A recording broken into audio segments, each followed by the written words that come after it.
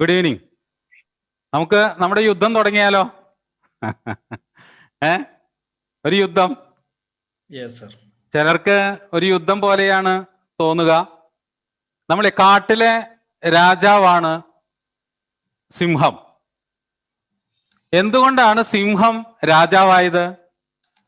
നിങ്ങൾക്ക് വല്ലവർക്കും അറിയോ? ആരെങ്കിലും മനസ്സിലായിട്ടുണ്ടോ? സിംഹം കാട്ടിലെ രാജാവായത് എങ്ങനെയാണ്? ഏറ്റവും വേഗത്തിൽ ഓടുന്നത് കൊണ്ടാണോ? അല്ല, ഏറ്റവും വേഗത്തിൽ ഓടുന്നത് ചീറ്റപ്പുലിയാണ് കാട്ടിൽ. എന്നാൽ ഏറ്റവും ശക്തിയുള്ള ഒരു സംഭവമായിട്ടാണോ സിംഹം വരുന്നത്? അല്ല. എന്താ അത് കാരണം? ഏറ്റവും ശക്തിയുള്ളത് ആനയാണ്. എന്നാൽ ഏറ്റവും ഹൈറ്റ് ഉള്ളത് സിംഹമായതുകൊണ്ടാണോ രാജാവായത്? അല്ല, ഏറ്റവും ഹൈറ്റ് ഉള്ളത് ജിറാഫിനാണ്. ഇങ്ങനെ ഓരോ തലത്തിൽ നോക്കിയാലും സിംഹം രാജാവാകാൻ യോഗ്യതയില്ലാത്ത ഒരു വ്യക്തിയാണ്. പക്ഷെ കാട്ടിലെ രാജാവ് എന്ന് നമ്മൾ പറയുന്നതും നമ്മുടെ എല്ലാ കാര്യങ്ങളെ കൊണ്ട് അവർ സമ്മതിക്കുന്നതും കാട്ടിലെ രാജാവ് സിംഹം എന്നാണ്.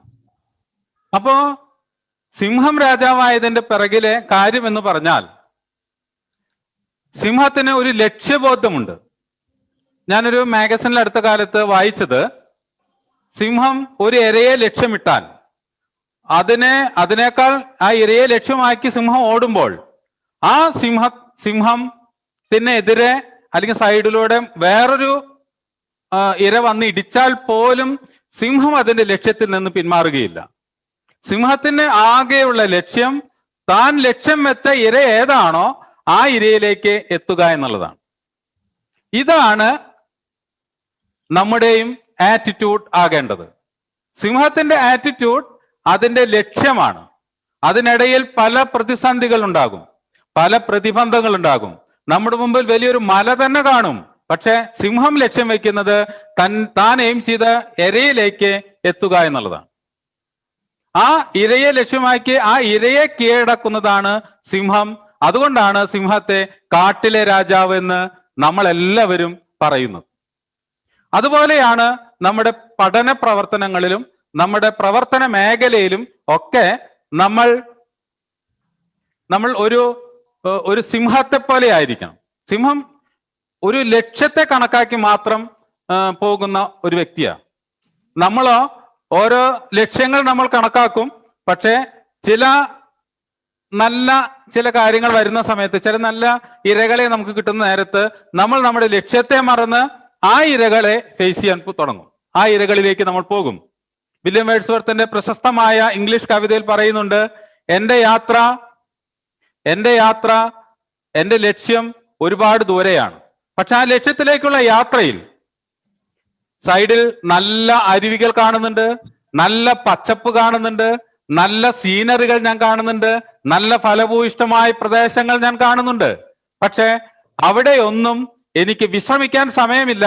കാരണം എന്റെ ലക്ഷ്യം വേറെയാണ്. ആ ലക്ഷ്യത്തിലേക്ക് എത്താൻ നമുക്ക് കുറച്ച് യത്നിക്കേണ്ടി വരും. സിംഹം ഇരയെ പിടിക്കുന്ന പോലെ സിംഹം ഇരയെ പിടിക്കാൻ പോകുമ്പോൾ നമ്മൾ സഫാരി ചാനലുകളിലൊക്കെ, ആനിമൽ കിങ്ഡത്തിലൊക്കെ നമ്മൾ കാണാറുണ്ട്, സിംഹം വളരെ ലക്ഷ്യം വെച്ചാ പോകുന്നത്. അതിനിടയിൽ പല ഹിൻഡ്രൻസുകൾ വരുന്നുണ്ട് സിംഹത്തിന്. പക്ഷെ അതൊന്നും അവൻ കണക്കാക്കാതെ അവൻ ആ ലക്ഷ്യത്തിലേക്ക് ഓടുന്നു, ഇരയെ പിടിക്കുന്നു. ഇതാണ് എനിക്ക് നിങ്ങളോടും പറയാനുള്ളത്. നമ്മുടെ ആറ്റിറ്റ്യൂഡ്, നമ്മുടെ ലക്ഷ്യബോധം ഒരു സ്ഥലത്തായിരിക്കണം. നമ്മൾ എന്താണോ നമ്മുടെ ലക്ഷ്യമായിട്ടുള്ളത് ആ ലക്ഷ്യത്തിലേക്ക് എത്താൻ സിംഹത്തിന്റെ ആറ്റിറ്റ്യൂഡ് നമുക്ക് അത്യാവശ്യമായി വരും. സിംഹം ജയിക്കുന്നത് അവന്റെ ശക്തി കൊണ്ടല്ല, അവന്റെ ബുദ്ധി കൊണ്ടല്ല, അവന്റെ ബലം കൊണ്ടല്ല, അവന്റെ ഹൈറ്റ് കൊണ്ടൊന്നുമല്ല. ഒറ്റ കാര്യം കൊണ്ടാണ് സിംഹം കാട്ടിലെ രാജാവായത്. അവന്റെ മുൻപിലുള്ള അവന്റെ ലക്ഷ്യം, അവന്റെ ആറ്റിറ്റ്യൂഡ്. ആ ആറ്റിറ്റ്യൂഡ് നമ്മുടെ ഈ പഠന പ്രവർത്തനങ്ങളിലും നമുക്കുണ്ടാകണമേ എന്ന് ഞാൻ ആത്മാർത്ഥമായി നിങ്ങളോട് അഭ്യർത്ഥിക്കുന്നു. സർവേശ്വരനോട് പ്രാർത്ഥിച്ചുകൊണ്ട് നമുക്കിന്ന് നമ്മുടെ കഥ തുടങ്ങാം. ഒരു അക്കൗണ്ടിങ് കഥ. ഇന്നലെ ഞാൻ പറഞ്ഞു, കുറച്ച് ബേസിക് കാര്യങ്ങൾ പറഞ്ഞു. അത് വെച്ച് നമ്മളൊരു അക്കൗണ്ടിങ് കഥ ഇന്ന് സ്റ്റാർട്ട് ചെയ്യുകയാണ്. ഇന്ന് സ്വാഗതം പറഞ്ഞ തോമസ് സാറ് കോട്ടയത്തുള്ള ഫിസ്ഡിയുടെ കോർഡിനേറ്ററാണ്. അദ്ദേഹത്തിന് ബുദ്ധിമുട്ടാവില്ല എന്ന് ഞാൻ വിചാരിക്കുന്നു. അതുകൊണ്ട് ഞാൻ കഥ അദ്ദേഹത്തിന്റെ പേരിൽ തന്നെ തുടങ്ങുന്നത്. സോറി ഫോർ സാറേ, ഞാൻ തുടങ്ങുകയാണ്. അപ്പോ തോമസ് സാറ് കോട്ടയത്ത് ഒരു കട തുടങ്ങാൻ പോവുകയാണ്, ഒരു സൂപ്പർ മാർക്കറ്റ്. അദ്ദേഹത്തിന് കമ്പ്യൂട്ടർ അതുമായിട്ട് റിലേറ്റഡ് ആയിട്ടുള്ളതൊക്കെ അത്യാവശ്യം പയറ്റി തെളിഞ്ഞത് കൊണ്ട് ഇപ്പൊ ഏറ്റവും അവശ്യ സാധനങ്ങളുടെ ലിസ്റ്റിൽ കോവിഡിന്റെ കാലഘട്ടത്തിൽ ലാഭമുണ്ടാകുന്നത് എന്ന് സാറിന് തോന്നിയ ഒരു സംഭവമാണ് ഗ്രോസറി ഐറ്റംസ് സൂപ്പർ മാർക്കറ്റ്. അതിന് മാത്രമല്ലേ ഇവിടെ പ്രശ്നങ്ങൾ ഉണ്ടാകാതിരുന്നുള്ളൂ, ബാക്കിയെല്ലാം നിർത്തിവെച്ചല്ലോ. അവശ്യ സാധനങ്ങൾ. അപ്പോൾ ആ അവശ്യ സാധനങ്ങൾ വിൽക്കുന്ന ഒരു സൂപ്പർ മാർക്കറ്റ് തോമസ് സാർ തുടങ്ങാൻ തീരുമാനിച്ചു. അദ്ദേഹം ഏപ്രിൽ 1, 2021 അത് തുടങ്ങണമെന്ന് ഉദ്ദേശിച്ച് അദ്ദേഹം 5 ലക്ഷം രൂപ ഒരു ക്യാപിറ്റലായിട്ട് കൊണ്ടുവന്നു. സ്വാഭാവികമായിട്ടും ഞാൻ ഇന്നലെ പറഞ്ഞു, ക്യാപിറ്റൽ എന്ന് പറഞ്ഞാൽ ഒരു ബിസിനസ് സ്ഥാപനത്തിലേക്ക് അതിന്റെ ഓണർ കൊണ്ടുവരുന്ന മൂലധനത്തെയാണ്, അല്ലെങ്കിൽ അതിന്റെ ഇംഗ്ലീഷ് ടേം ആണ് ക്യാപിറ്റൽ. അത് നമ്മൾ എഴുതാൻ പഠിച്ചു. ഇപ്പൊ നമ്മൾ എഴുതുന്നു തോമസ് ആൻഡ് കോ. അതാണ് നമ്മൾ എഴുതുന്ന കമ്പനിയുടെ കടയുടെ ഒരു പേര്. അതിന്റെ പുസ്തകമാണ് ഞാൻ ഇനി വരയ്ക്കുന്നത്. നമ്മൾ ഇന്നലെ കണ്ടതുപോലെ ഡേറ്റ് കോളം, പർട്ടിക്കുലേഴ്സ് കോളം, വെറുതെ ഒരു കോളം, ദെൻ ഒരു വലിയ 2 കോളം. ഈ വലിയ 2 കോളത്തെ നമ്മൾ എമൗണ്ട് കോളം എന്ന് ഇവിടെ എഴുതുന്നു. ഇവിടെ പർട്ടിക്കുലേഴ്സ് കോളം എന്ന് നമ്മൾ ഇവിടെ എഴുതുന്നു. ഇവിടെ ഡേറ്റ് കോളം എന്ന് എഴുതുന്നു. ഈ എമൗണ്ട് കോളത്തെ ആദ്യത്തെ അല്ല, രണ്ടാമത്തെ എമൗണ്ട് കോളത്തെ നമ്മൾ വരവ് കോളം എന്ന് നമ്മൾ ഇന്നലെ പഠിച്ചു. ഇതിനെ ചെലവ് കോളം എന്ന് നമ്മൾ ഇന്നലെ പഠിച്ചു. അപ്പൊ ഈ ഡേറ്റ് കോളത്തിലെ നമ്മൾ 1/4/2021 എന്താ ചെയ്തേ? ക്യാപിറ്റൽ. വരവ് കോളമാണ്. സ്ഥാപനത്തിലേക്ക് ഓണർ പൈസ കൊണ്ടുവന്നു 5 ലക്ഷം രൂപ. അതിനുശേഷം 2 ഡെസിമൽ ഇടാം, ഞാനത് ഇടുന്നില്ല, സ്പേസിന്റെ കുറവുണ്ട്. ഓക്കെ, എല്ലാ അക്കൗണ്ടിങ് സാധനങ്ങളിലും ഇങ്ങനെ ഒരു ഡെസിമൽ ഇടേണ്ടത് നല്ലതാണ്. ഞാനിപ്പോ അപ്പുറത്തെ കോളത്തിലേക്ക് കടക്കും എന്നുള്ളത് കൊണ്ട് ഞാനത് ഇങ്ങനെ ചുരുക്കുന്നു. 5 lakh capital ₹5 lakh Thomas sir അതിനകത്ത് ഇൻവെസ്റ്റ് ചെയ്ത് കഴിഞ്ഞു. ഒരു കാര്യം ശ്രദ്ധിക്കേണ്ടത്, തോമസ് സാറിൻ്റെതാണ് ഷോപ്പ്. പക്ഷെ തോമസ് സാറ് ഇത് കഴിഞ്ഞാൽ ഇതിലേക്ക് പണം ഇൻവെസ്റ്റ് ചെയ്യാൻ തീരുമാനിച്ച് അദ്ദേഹം അതിനെ ഏൽപ്പിക്കുന്നത് ഒരു അക്കൗണ്ടന്റിനെയാണ്. ആ അക്കൗണ്ടന്റ് ആണ് ഇങ്ങനെ ഒരു ബുക്സ് ഓഫ് അക്കൗണ്ട്സ് ഒക്കെ നമുക്ക് ചെയ്യാൻ, നമ്മുടെ വരവ് ചെലവ് കണക്കുകളൊക്കെ ചെയ്യുന്നത്. അപ്പോ ആ അക്കൗണ്ടന്റ് പറയാണ് ഈ ബിസിനസ് സ്ഥാപനത്തിലേക്ക് ക്യാപിറ്റലായിട്ട് 5 ലക്ഷം രൂപ വന്നിട്ടുണ്ട്. നമ്മൾ ഒരിക്കലും ഓണറുടെ സ്റ്റാൻഡിൽ നിൽക്കരുത്. അത് പ്രത്യേകിച്ച് നിങ്ങൾ ശ്രദ്ധിക്കണം. നിങ്ങൾ ഒരിക്കലും ഓണറുടെ സ്റ്റാൻഡിൽ നിൽക്കരുത്. നമ്മൾ നിൽക്കേണ്ടത് ഓണർ വേറെയാണ്, തേർഡ് പാർട്ടിയാണ്, നമ്മൾ അക്കൗണ്ടന്റ് ആണ്. ഓണറിന് പകരം ഒരു ബിസിനസ് സ്ഥാപനത്തിൽ അകത്തിരിക്കുന്ന ആളാണ് നമ്മൾ. അങ്ങനെ നമ്മൾ കണക്കാക്കിയാൽ നമ്മളുടെ അകത്തിരിക്കുന്ന ആൾക്കാണ് ഈ പൈസ വരുന്നത്. 5 ലക്ഷം രൂപ തോമസ് സാറ് കൊടുത്തു. അങ്ങനെ കണക്കാക്കിക്കോ. കൊണ്ടുവന്ന് കൊടുത്തു എന്ന് വെച്ച് കഴിഞ്ഞാൽ ഷോപ്പിനകത്തിരിക്കുന്ന അക്കൗണ്ടന്റിന് 5 ലക്ഷം രൂപ കിട്ടി. ഓക്കെ, അത് വരവ് വെച്ചു. ഇന്നലെ പറഞ്ഞ മറ്റൊരു ഉദാഹരണം, അതിലേക്ക് തന്നെ വരാം. തോമസ് സാറ് ഒരു 25,000 രൂപയ്ക്ക് ഒരു 10,000 രൂപ ആണ് റൂം അഡ്വാൻസ് കൊടുത്തത്. തോമസ് സാറ് 10,000 രൂപ റൂം അഡ്വാൻസ് കൊടുത്തു. റൂം അഡ്വാൻസ് അത് ഈ അക്കൗണ്ടന്റിനെ സംബന്ധിച്ചിടത്തോളം ചെലവായതുകൊണ്ട് ആ ചെലവ് 10,000 രൂപ എന്നെഴുതുന്നു. ചെലവ് കോളത്തിൽ 10,000 രൂപ എന്നെഴുതുന്നു. Room advance. അത് കഴിഞ്ഞ് ഈ ഷോപ്പിന് കുറെ സാധനങ്ങൾ, നമ്മൾ ഗ്രോസറി സൂപ്പർ മാർക്കറ്റൊക്കെ ഇങ്ങനെ അടക്കി വെക്കുന്ന ചിങ്ങുള്ള റാക്കുകൾ വേണം. അപ്പൊ അത്തരം സംവിധാനങ്ങൾക്കൊക്കെ കൂടെ നമ്മൾ ചെറിയ ഒരു തുടക്കമല്ലേ എന്ന് കരുതി ചെറിയൊരു ഫർണിച്ചറേ എടുത്തിട്ടുള്ളൂ. അപ്പൊ ഫർണിച്ചർ ആൻഡ് ഫിക്സ്റ്റേഴ്സ് എന്നൊരു പേരിൽ നമുക്ക് ഫർണിച്ചറിന് മാത്രം കൊടുത്താലും മതി കേട്ടോ. ഫർണിച്ചർ ആൻഡ് ഫിക്സ്റ്റേഴ്സ്, അതിനെ നമ്മൾ ഒരു 25,000 രൂപ ചെലവ് ചെയ്തു. ചെലവ് കോളത്തിൽ തന്നെയാണ് എഴുതുന്നത്. കണ്ടല്ലോ. അതുകൂടാതെ നമുക്ക് ഈ സാധനങ്ങളൊക്കെ വാങ്ങിച്ച് കൊണ്ടുവരാൻ വേണ്ടി നമുക്കൊരു ട്രാൻസ്പോർട്ടിങ് 1000 രൂപ 500 രൂപ വന്നു. തോമസ് സാറ് പല കാര്യത്തിന് വേണ്ടി പല ആവശ്യങ്ങൾക്ക് വേണ്ടി യാത്ര ചെയ്ത വകയിൽ ട്രാവലിംഗ് ഒരു 750 രൂപ വന്നു. ഇതാണ് 1-ാം തീയതിയിലെ തോമസ് സാറ് തോമസ് ആൻഡ് കോ എന്ന് പറയുന്ന കടയ്ക്ക് വേണ്ടി വന്ന ചെലവുകളും വരവുകളും. ഒരു വരവേ ഉള്ളൂ, ക്യാപിറ്റൽ 5 ലക്ഷം രൂപ. ചെലവുകൾ ഇത്രയൊക്കെ ഉണ്ട്. റൂം അഡ്വാൻസ് ഉണ്ട്, ഫർണിച്ചർ ആൻഡ് ഫിക്സേഴ്സ് ഉണ്ട്, ട്രാൻസ്പോർട്ടിംഗ് ഉണ്ട്, ട്രാവലിംഗ് ഉണ്ട്. നമ്മളിവിടെ ഒരു എൻട്രിയും നമ്മൾ എഴുതുന്നില്ല, നമ്മൾ ഒരു എൻട്രിയും പഠിക്കുന്നില്ല. നമ്മൾ ആകെ ചെയ്യുന്നത് വരവും ചെലവും എഴുതുന്നു എന്ന് മാത്രം. പിന്നെ ഞാൻ ഇന്നലെ പറഞ്ഞ പോലെ വരവ് എന്ന് പറയുന്ന കോളത്തിന്റെ അഭിസംബോധന നമ്മൾ ചെയ്യുന്നത് ടു എന്നാണ്. ചെലവ് കോളത്തിന്റെ അഭിസംബോധന ബൈ എന്നാണ്. അപ്പൊ എല്ലാ ചെലവുകളെയും നമ്മൾ എന്തെഴുതും? ബൈ എന്ന് എഴുതും. ചെലവ് കോളത്തിൽ എഴുതിയിട്ടുള്ള എല്ലാ ചെലവുകളെയും നമ്മൾ ബൈ എന്ന് എഴുതും. അതിന്റെ അഭിസംബോധന ഇപ്പൊ ശ്രീ, ശ്രീമതി, മിസ് എന്നൊക്കെ നമ്മൾ പറയും. അതിന് പകരം നമ്മൾ ഉപയോഗിക്കുന്നതാണ് പ്രീ ഡിഗ്രി, ഡിഗ്രിക്ക് മുമ്പ്. അപ്പൊ അതുപോലെ പ്രീ ആയിട്ട് ചേർക്കുന്ന ഒരു വാചകമാണ് ടു എന്നുള്ളത്. ഇത് പ്രീ ആയിട്ട് ബൈ എന്ന് എഴുതും.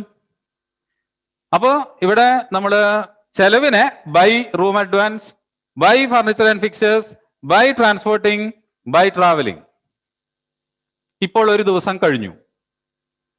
ആ ഒരു ദിവസം കഴിഞ്ഞപ്പോ അക്കൗണ്ടന്റ് ചെയ്യണം, അല്ലെങ്കിൽ നമ്മൾ അക്കൗണ്ടന്റ്മാരാണല്ലോ, നമ്മൾ ചെയ്യേണ്ടത് നമ്മുടെ കയ്യിൽ എത്ര രൂപയുണ്ട് എന്ന് ആരെ ബോധ്യപ്പെടുത്തണം?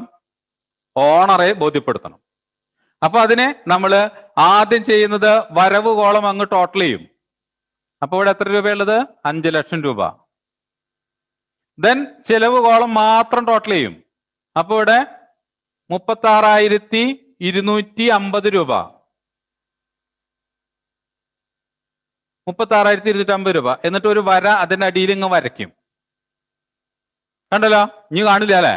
അപ്പൊ ഞാൻ ബാക്കി മുകളിൽ എഴുതാൻ പോകുന്നത്, ഞാൻ ഇതിന് മുകളിൽ എഴുതുകയാണ്. 5 ലക്ഷം 36,250 ചെലവിലും വന്നു, വരവിൽ 5 ലക്ഷം വന്നു. അപ്പൊ ഞാനിത് മായ്ക്കുകയാണേ. എന്നോട് ചോദിക്കരുത്.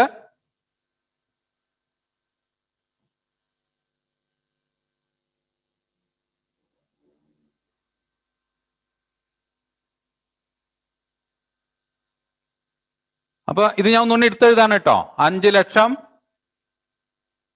ആണ് ടോട്ടൽ. അതിങ്ങനെ വരയ്ക്കുകയാണ്. ഇവിടെ 36,250. നേരത്തെ അതിന്റെ അടിയിൽ എഴുതിയത് കാണാൻ പറ്റുന്നില്ല, അതുകൊണ്ടാണ് ഇങ്ങനെ എഴുതിയത്. ഓക്കെ, ഇപ്പൊ കാണാൻ പറ്റുന്നില്ല എല്ലാവർക്കും? ഓക്കെ. എന്നിട്ട് ഏത് സൈഡാണോ കൂടുതലുള്ളത്, ആ കൂടുതലുള്ളതിൽ നിന്ന് കുറഞ്ഞ സംഖ്യ കുറച്ചിട്ട് കൂടുതലുള്ളതിന്റെ അടിയിൽ എഴുതുക. ഇപ്പൊ വരവ് കോളത്തിലാണ് 5 ലക്ഷം കിടക്കുന്നത്. അതുകൊണ്ട് നമ്മൾ വരവ് കോളത്തിന്റെ അടിയിൽ ചെലവിനെ മൈനസ് ചെയ്ത് എഴുതണം. അപ്പൊ എന്താ എഴുതുക? 0, 5 5 10, 7 2 10, 7 3 10.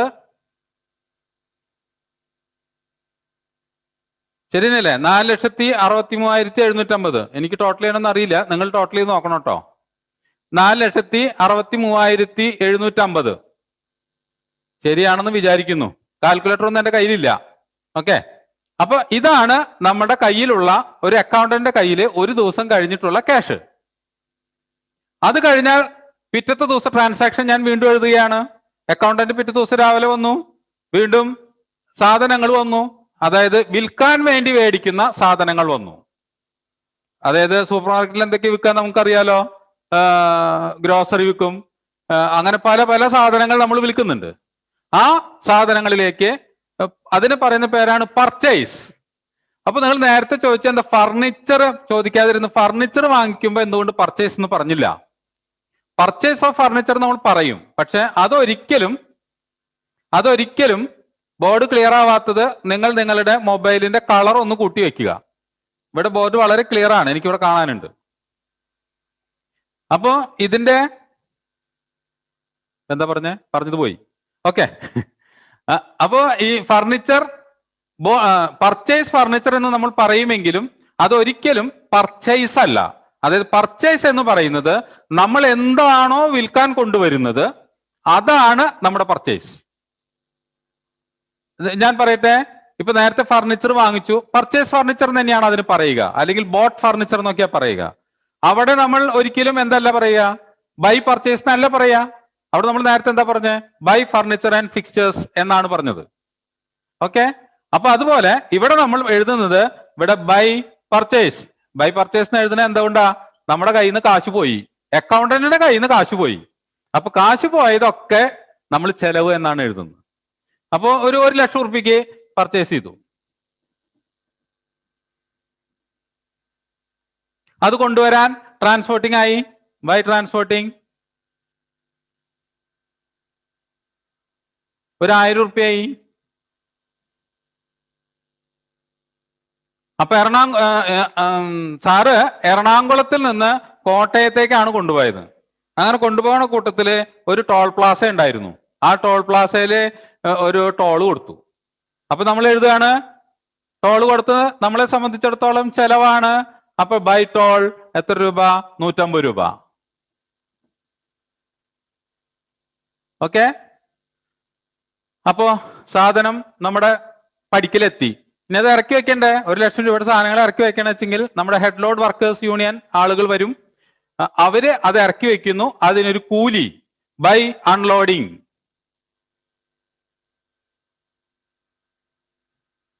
ഒരു 150 റുപ്യ തന്നെ ആയിക്കോട്ടെ. ഓക്കെ. ഇത്രയുമാണ് ആ ദിവസത്തെ പകുതി കാര്യങ്ങൾ. ഞാനിതൊന്നും വായിക്കുന്നു. ഇവിടെ 4,63,750 ഇവിടെ ഉണ്ട്. അവിടെ മുകളിൽ എഴുതുകയാണ് 4,63,750. ഓക്കെ. അപ്പൊ സാറ് കൊടുന്ന് ഇതൊക്കെ ഇറക്കി വെച്ചു. ഇതിപ്പോ 2-ാം തീയതിയാണ് ഈ സംഭവം നടന്നത്, 2/4/2021. അപ്പൊ ഇത്ര കഴിഞ്ഞപ്പോ ആ ദിവസത്തെ പരിപാടി കഴിഞ്ഞു. നമ്മൾ നേരത്തെ ചെയ്ത പോലെ ഇത് ടോട്ടൽ ചെയ്തു. അപ്പൊ ഇവിടെ വരെ എത്രയാ, 4,63,750. പിന്നെ അടുത്തത് 1,00,000. അവിടെ താഴെ കാണുന്നില്ല എന്നാ പറയുന്നത്. അപ്പൊ 1,01,300 രൂപ നമുക്ക് ചെലവ് വന്നിട്ടുണ്ട്. ഞാൻ ഇവിടെ മുകളിൽ എഴുതുന്ന കേട്ടോ. അപ്പൊ അതിങ്ങനെ വന്നു. അതിന് താഴെ നമ്മൾ മൈനസ് ചെയ്തിടുകയാണ്. 5, 4, 1, 2, 3, 6, 3. 3,62,450 രൂപ അന്നത്തെ ദിവസം ഈ അക്കൗണ്ടന്റിന്റെ കയ്യിൽ ക്യാഷ് ഉണ്ട്.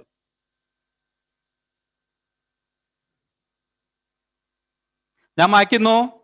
ദെൻ 3-ാം തീയതി ഷോപ്പിന്റെ ഔപചാരികമായ ഉദ്ഘാടനം നടക്കുന്നു. ഉദ്ഘാടന മഹാമഹം. തോമസ് സാറ് ഒരു സെലിബ്രിറ്റിയെ വിളിച്ചു, എന്നെ വിളിച്ചു. ഞാൻ സെലിബ്രിറ്റി ആണല്ലോ, അപ്പൊ ഞാൻ എന്നെ വിളിച്ചു. അപ്പോ എന്നെ വിളിച്ചിട്ട് ഉദ്ഘാടനം ചെയ്യാൻ പറഞ്ഞു. ഞാൻ ചെന്ന് ഉദ്ഘാടനം ചെയ്തു. അന്നത്തെ ദിവസം സാറിന് ഏറ്റവും വലിയ സെയിൽ നടന്നു. ഒരു 2,000 റുപ്യക്ക് വിറ്റു. സെയിൽസ് 2,000 രൂപ. അപ്പൊ സെയിൽസ് എന്ന് പറയുന്നത് നമ്മുടെ അക്കൗണ്ടന്റിനെ സംബന്ധിച്ചിടത്തോളം ആ ക്യാഷ് നമ്മുടെ കയ്യിലേക്ക് കിട്ടുന്നതാണ്. അവിടെ നമ്മൾ എഴുതി എന്തെന്ന്, ടു സെയിൽസ് 2,000 രൂപ.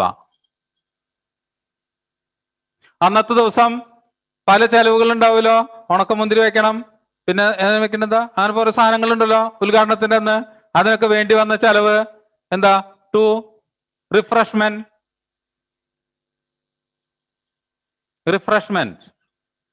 എന്റെ എഴുത്ത് അത്ര ഭംഗിയല്ല, നിങ്ങൾ അത് നോക്കിയിട്ട് വായിച്ചോളണം. റിഫ്രഷ്മെന്റ്. ഓക്കെ. അപ്പൊ റിഫ്രഷ്മെന്റിന് എത്ര, 2 അല്ല കേട്ടോ, ബൈ റിഫ്രഷ്മെന്റ് ഒരു 200 രൂപ. ഉദ്ഘാടനം അല്ലേ, സാറ് കുറെ കൂടുതൽ ചെലവാക്കി. ഓക്കെ. അപ്പൊ ബൈ റിഫ്രഷ്മെന്റ് 200 രൂപ. വേറെ ഒന്നും അന്നത്തെ ദിവസം ട്രാൻസാക്ഷൻ നടന്നില്ല. കാരണം ഉദ്ഘാടനത്തിന് ആളുകൾ കയറിയിട്ട് സാറേ നന്നായിട്ടുണ്ട് കേട്ടോ, അടിപൊളിയായിട്ടുണ്ട് എന്ന് പറഞ്ഞിട്ട് എല്ലാവരും ഇറങ്ങിപ്പോന്നു. അതുകൊണ്ട് 2,000 റുപ്യക്കേ വിറ്റുള്ളൂ. അപ്പൊ അക്കൗണ്ടന്റ് അന്ന് വൈകുന്നേരം ആകുമ്പോഴേക്കും ടോട്ടൽ ചെയ്തു.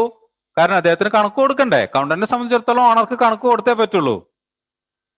അപ്പൊ വീണ്ടും എഴുതി 3,64,450 ഈ ഭാഗം ടോട്ടൽ, വരവ് ഭാഗം ടോട്ടൽ.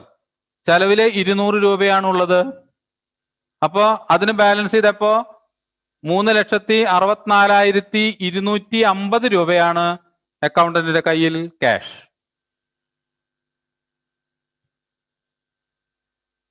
ഇതാണ് 3-ാം തീയതി വരെയുള്ള നമ്മുടെ ബിസിനസ് ഇതിന്റെ ട്രാൻസാക്ഷൻ. അപ്പോ ഇനി നിങ്ങൾക്ക് ഞാൻ പറഞ്ഞ ഇത്രയും പറഞ്ഞ കാര്യങ്ങളിൽ എന്തെങ്കിലും സംശയമുണ്ടെങ്കിൽ ഒന്ന് കൈ ഉയർത്തി കഴിഞ്ഞാൽ അഡ്മിൻ പാനൽ നിങ്ങൾക്ക് നിങ്ങളുടെ സൗണ്ട് അൺമ്യൂട്ട് ചെയ്യാനുള്ള സ്വാതന്ത്ര്യം തരും. കൈ ഉയർത്തുന്നവർക്ക് മാത്രമേ സ്വാതന്ത്ര്യം തരുള്ളൂ. കാരണം ഇന്നലെ ഞാനിത് റെക്കോർഡ് ചെയ്തൊന്ന് കേട്ടപ്പോ എനിക്ക് തന്നെ സങ്കടം തോന്നി. കാരണം പട്ടി കരയുന്നു, പൂച്ച ചിരിക്കുന്നു, അങ്ങനെ പലവിധ സൗണ്ടുകളാണ് നമുക്ക് അതിനിടയിൽ കിട്ടുന്നത്. ആകെ ബഹളമയം, സ്ക്രീനിലാകെ കോറലോട് കോറൽ. എനിക്കാകെ സങ്കടം തോന്നി. കാരണം നമ്മൾ ഇത്രയും വലിയൊരു ഇവന്റ് സംഘടിപ്പിച്ചിട്ട് നമ്മുടെ കൂടെ പങ്കെടുക്കുന്നവർ ഇങ്ങനെയായി പോയോ എന്ന് എനിക്കൊരു സഹതാപം. എന്തായാലും ഇന്ന് അതുണ്ടാകാതിരിക്കാനുള്ള എല്ലാ പ്രിക്കോഷൻസും ഇന്ന് നമ്മൾ എടുത്തിട്ടുണ്ട്. കാരണം കുറെ പേര് ഡിസ്റ്റർബ്ഡ് ആയി എന്ന് ഇന്നലെ ഇത് കഴിഞ്ഞതിന് ശേഷം ഞങ്ങളെ വിളിച്ചു പറഞ്ഞു. അതുകൊണ്ട് ഇന്ന് നമ്മൾ അതിന്റെ പ്രിക്കോഷൻ എടുത്തു. പല സ്വാതന്ത്ര്യങ്ങളും ഇന്ന് നമ്മൾ ലിമിറ്റ് ചെയ്തു. ആ ലിമിറ്റ് ചെയ്ത സ്വാതന്ത്ര്യങ്ങൾ ഒന്നാണ് നിങ്ങളുടെ സൗണ്ട് മ്യൂട്ട് ചെയ്യപ്പെട്ടിരിക്കുന്നത്. അപ്പൊ നിങ്ങൾക്ക് ഒന്ന് കൈ ഉയർത്തിയാൽ റേസ് ഹാൻഡ്, റിയാക്ഷൻസ് എന്ന് പറയുന്ന അവിടെ റേസ് ഹാൻഡ് എന്നുള്ളൊരു ഓപ്ഷൻ ഉണ്ട്. റിയാക്ഷൻസ് ക്ലിക്ക് ചെയ്താൽ റേസ് ഹാൻഡ് എന്നുള്ള ഓപ്ഷൻ ഉണ്ട്. റേസ് ഹാൻഡ് ചെയ്ത് കഴിഞ്ഞാൽ ചോദ്യം ഉടനെ ചോദിക്കാം. ആ റേസ് ഹാൻഡ് ചെയ്ത ആളെ അഡ്മിൻ പാനൽ അത് നിങ്ങൾക്ക് അൺമ്യൂട്ട് ചെയ്യാൻ പറയും. നിങ്ങൾ സ്വയം അത് അൺമ്യൂട്ട് ചെയ്യണം. അൺമ്യൂട്ട് ചെയ്തിട്ട് നിങ്ങൾക്ക് ചോദിക്കാം. 5 മിനിറ്റ് സമയം. ഇതുവരെ പറഞ്ഞ ഈ 3 ദിവസം പറഞ്ഞ ട്രാൻസാക്ഷനെ കുറിച്ച് സംശയങ്ങൾ ഉണ്ടെങ്കിൽ ചോദിക്കാം.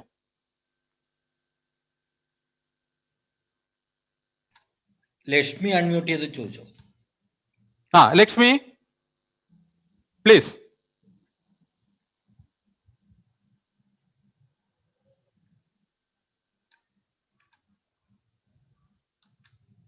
ചോദ്യം വരുന്നില്ലല്ലോ. എന്റെ കേൾവി കുറവല്ലല്ലോ. ചോദിക്കാം, അടുത്ത ആൾക്ക് ചോദിക്കാം. ചോദിച്ചോളൂ.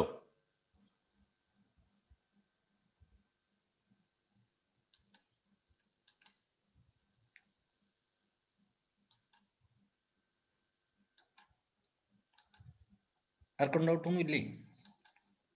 സംശയമില്ല. ഒരാൾ ഇന്നലെ ചോദിച്ചത് സാർ ഇന്നലെ ക്ലാസ് ഉണ്ടായിരുന്നോ എന്നുള്ളതാണ്. അടുത്ത ആൾ പറയുന്നു ക്ലിയർ ആയി എന്ന്. Jose Thomas. Yes, Jose Thomas please.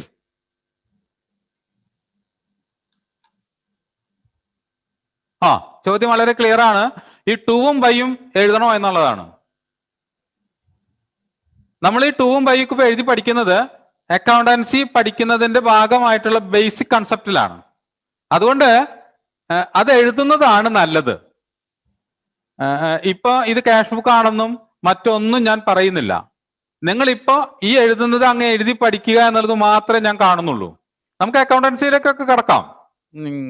ഒരുപക്ഷെ എന്നേക്കാൾ നന്നായിട്ട് നിങ്ങൾ അക്കൗണ്ടൻസി പറയാൻ അറിയുന്നവരാണ്. എനിക്ക് ആകെയുള്ള പരിചയം ഇത് എഴുതി ഇങ്ങനെ ഡയബുക്ക് എഴുതി ലെഡ്ജർ ചെയ്യുന്ന ഒരു ഓർഡിനറി കണക്കെഴുത്തുകാരനാണ് ഞാൻ. അപ്പൊ അതുകൊണ്ട് എനിക്കിതൊക്കെ പരിചയമുള്ളത്. അക്കൗണ്ടൻസി എന്നേക്കാൾ നന്നായിട്ട് നിങ്ങൾ പറയും.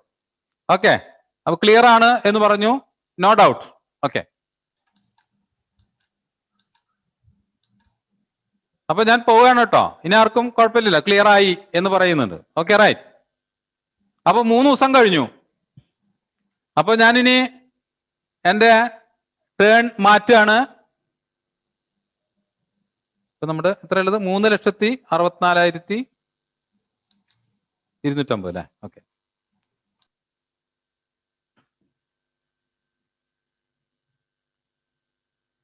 അപ്പൊ നമ്മുടെ 3-ാം തീയതി കഴിഞ്ഞിട്ട് 4-ാം തീയതി നമ്മുടെ ഓപ്പണിംഗ് ബാലൻസ് എന്ന് പറയുന്നത് 3,64,250 രൂപയാണ്.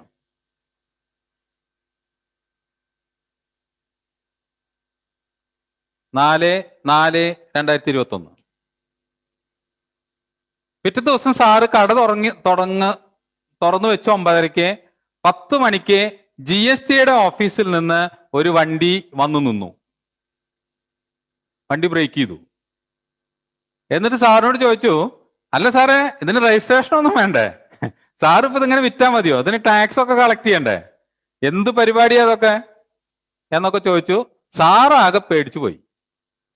അപ്പൊ സാറ് അക്കൗണ്ടന്റിനോട് പറഞ്ഞു, അതെ, ഇന്ന് മുതൽ നമ്മൾ വിൽക്കുന്നതിനൊക്കെ ടാക്സ് കളക്ട് ചെയ്തോളണം, എനിക്കറിയില്ല എന്ന് പറഞ്ഞു. അദ്ദേഹം ഒരു കൺസൾട്ടന്റിനെ സമീപിക്കാൻ തീരുമാനിച്ചു. അങ്ങനെ കൺസൾട്ടന്റിന്റെ അല്ലെങ്കിൽ ഒരു പ്രാക്ടീഷണറുടെ ഉപദേശപ്രകാരം അദ്ദേഹം വിൽക്കുന്ന സാധനങ്ങൾക്ക്, ഞാൻ ഇന്നലെ പറഞ്ഞല്ലോ, പല റേറ്റ് ഓഫ് ടാക്സ് ഉണ്ട്, അത് അദ്ദേഹം കളക്ട് ചെയ്യാൻ തീരുമാനിച്ചു. അങ്ങനെ 4-ാം തീയതി മുതൽ അദ്ദേഹം സാധനങ്ങൾ വിൽക്കുമ്പോൾ അദ്ദേഹം എന്ത് ചെയ്തു? ടാക്സ് കളക്ട് ചെയ്യാൻ തുടങ്ങി. നിർഭാഗ്യവശാൽ ആദ്യം സാധനം മേടിക്കാൻ വന്നത് നമ്മുടെ യുവസുന്ദരികളാണ്. അവര് കോസ്മെറ്റിക് ഉൾപ്പെടെ ഉള്ള സാധനങ്ങളാണ് സാറിന്റെ കടയിൽ നിന്ന് ആദ്യം പർച്ചേസ് ചെയ്യാൻ. സൂപ്പർ മാർക്കറ്റ് ആണല്ലോ.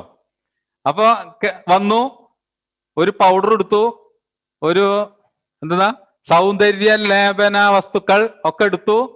അതിന്റെ ടാക്സ് എത്രയാണ് എന്ന് കേട്ടാൽ നിങ്ങൾ ഞെട്ടരുത്. 18% മുതൽ 28% വരെയുള്ള അതാണ് അതിനകത്ത് ഉള്ള ടാക്സ് എലമെന്റ്. അപ്പോ അക്കൗണ്ടന്റിന് സന്തോഷമായി, കാരണം 28% കളക്ട് ചെയ്യാൻ പറ്റിയല്ലോ. എന്തായാലും നമ്മൾ ഒരു ഫിഗർ 28% ഒരു അസംഷൻ നടത്തുകയാണ്. ഒരു കോസ്മെറ്റിക് ഗുഡ്സ് പർച്ചേസ് ചെയ്തു. അങ്ങനെ പർച്ചേസ് ചെയ്തു, അവര് വന്ന് പർച്ചേസ് ചെയ്തു, നമ്മളുടെ സെയിലാണ്.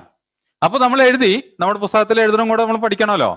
അപ്പൊ എഴുതി, എന്തെന്നാ എഴുതുക? To sale. അതാണല്ലോ നമുക്ക് സെയിൽസ്. അവര് മേടിച്ചത് ടാക്സ് ഇല്ലാത്ത വില 1000 ഉൾപ്പെടെയാണ്. ഞാൻ ടാക്സ് കണക്കൂട്ട എളുപ്പത്തിന് വേണ്ടി പറയുന്ന കേട്ടോ. അപ്പൊ 1000 ഉറുപ്യ ടാക്സ് ഇല്ലാത്ത വില. 28% ഇതിന്റെ ടാക്സ്. ഇന്നലെ പറഞ്ഞല്ലോ. അപ്പൊ എന്താ കളക്ട് ചെയ്യാ? 2 CGST എത്രയാ? 28% ആണെങ്കിൽ 140 രൂപ. 2 SGST 140 രൂപ. അപ്പൊ ടോട്ടൽ എത്ര രൂപ ബില്ലേ? 1280 രൂപ. ഒരാൾ 3,62,250 പറഞ്ഞു. ഓക്കെ, സോറി, എന്റെ കൈവശം തെറ്റുണ്ടാകാം.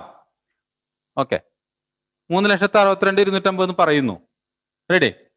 അപ്പൊ ടു സെയിൽസ് സെയിൽ ചെയ്തു 1000 രൂപ. CGST കളക്ട് ചെയ്തു 140 രൂപ. SGST കളക്ട് ചെയ്തു 140 രൂപ. ടോട്ടൽ ആ സുന്ദരിയുടെ കൈവശത്തിൽ നിന്ന് തോമസ് സാറിന്റെ അക്കൗണ്ടന്റ് കളക്ട് ചെയ്തത് 1280 രൂപ. ക്ലിയർ ആയല്ലോ?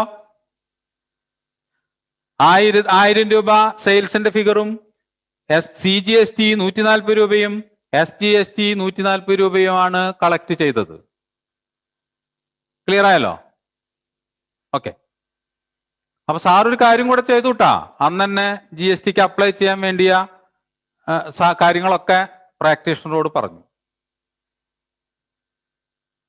ഓക്കെ, അതുകൊണ്ടാണ് സാർ അന്ന് തന്നെ കളക്ട് ചെയ്തത്. GST ഉദ്യോഗസ്ഥരെ ചെറിയ ഒരു പേടി തോന്നി. നിങ്ങൾ എന്താണ് അത് എഴുതാത്തത് ഞാൻ ആലോചിച്ചുകൊണ്ടിരിക്കുകയായിരുന്നു.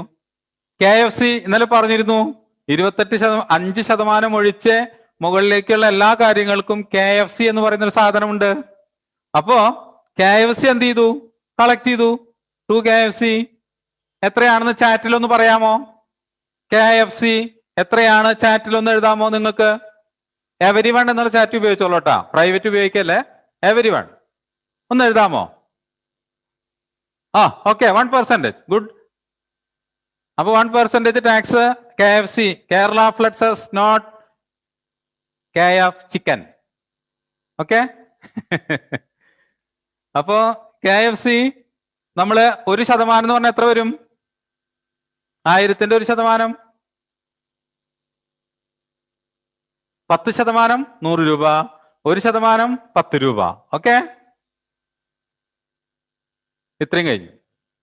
അപ്പോ നമ്മുടെ ഫിഗർ 1290 രൂപ എന്നായി. അപ്പൊ ഇനി കോസ്മെറ്റിക് ഒക്കെ മേടിക്കാൻ പോണവര് ശ്രദ്ധിക്കണം നമ്മുടെ കയ്യിൽ നിന്ന് എത്ര രൂപ ടാക്സ് പോകുന്നുണ്ട് എന്നുള്ളത്. ഓക്കെ,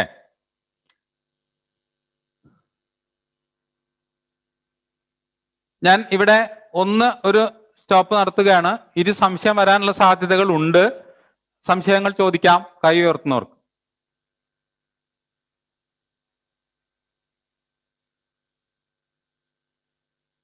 ഒരാൾ പറയുന്നു 364,250 തന്നെയാണ് ഓപ്പണിംഗ് ബാലൻസ് എന്ന്. ഞാൻ ഏതാണെന്ന് മറന്നുപോയി, ഞാനിത് എഴുതി വെച്ചിട്ടല്ല ചെയ്യുന്നത്. എന്താണെങ്കിലും ഒരു എമൗണ്ട്. Okay, no problem.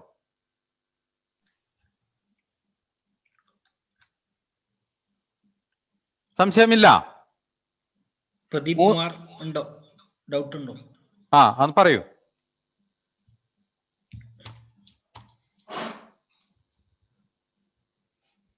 പറഞ്ഞോളൂ, ചോദിക്കൂ, പറയാം. പ്രദീപ് കുമാർ.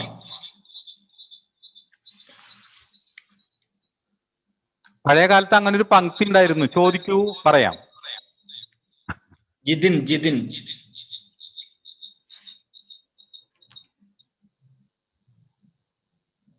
ക്ലിയർ ആയി എന്ന് പറയുന്നു. All clear sir. Okay, thank U. Clear ആയി എന്ന് പറഞ്ഞാൽ മതി, അപ്പൊ പിന്നെ എന്റെ പണി എളുപ്പമായല്ലോ. റൈറ്റ്. അപ്പൊ ഞാനിത് മായ്ക്കട്ടെ. ഇത് നമ്മുടെ അക്കൗണ്ടന്റിന്റെ കയ്യിൽ അന്നത്തെ ദിവസം എത്ര ഉണ്ടാകും എന്നും കൂടെ കണക്കാക്കിയിട്ട് നമുക്ക് അവസാനിപ്പിക്കാം. ചെലവൊന്നുമില്ല. 44 ഇതില് 364,250 3,64,250 എന്ന് പറയുന്നു. ഓക്കെ, അപ്പൊ അതിന്റെ മുകളിൽ നമ്മൾ ഒന്നെ എഴുതുകയാണ്. 5, 9, 13, 14, 2, 3, 7 തെറ്റി. 5, 9, 13, 14, 3, 4, 5, 4,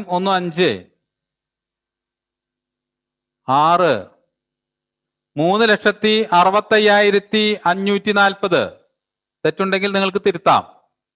3,65,540. ഇതിൽ നമ്മള് ഡേ ബുക്കിലെ ബാലൻസ് അല്ല നമ്മൾ പഠിക്കാനോട് ഉദ്ദേശിക്കുന്നത് കേട്ടോ. അതുകൊണ്ട് ഞാനത് ശ്രദ്ധിക്കാതെ വിടുന്നതാണ്. എങ്കിലും നിങ്ങൾ ശ്രദ്ധിക്കുന്നുണ്ടെങ്കിൽ ഒന്ന് പറയാം. അപ്പോ 5/4/2021 ഓപ്പണിംഗ് ബാലൻസ് എന്ന് പറയുന്നത് 3,65,540 എന്നാണ്.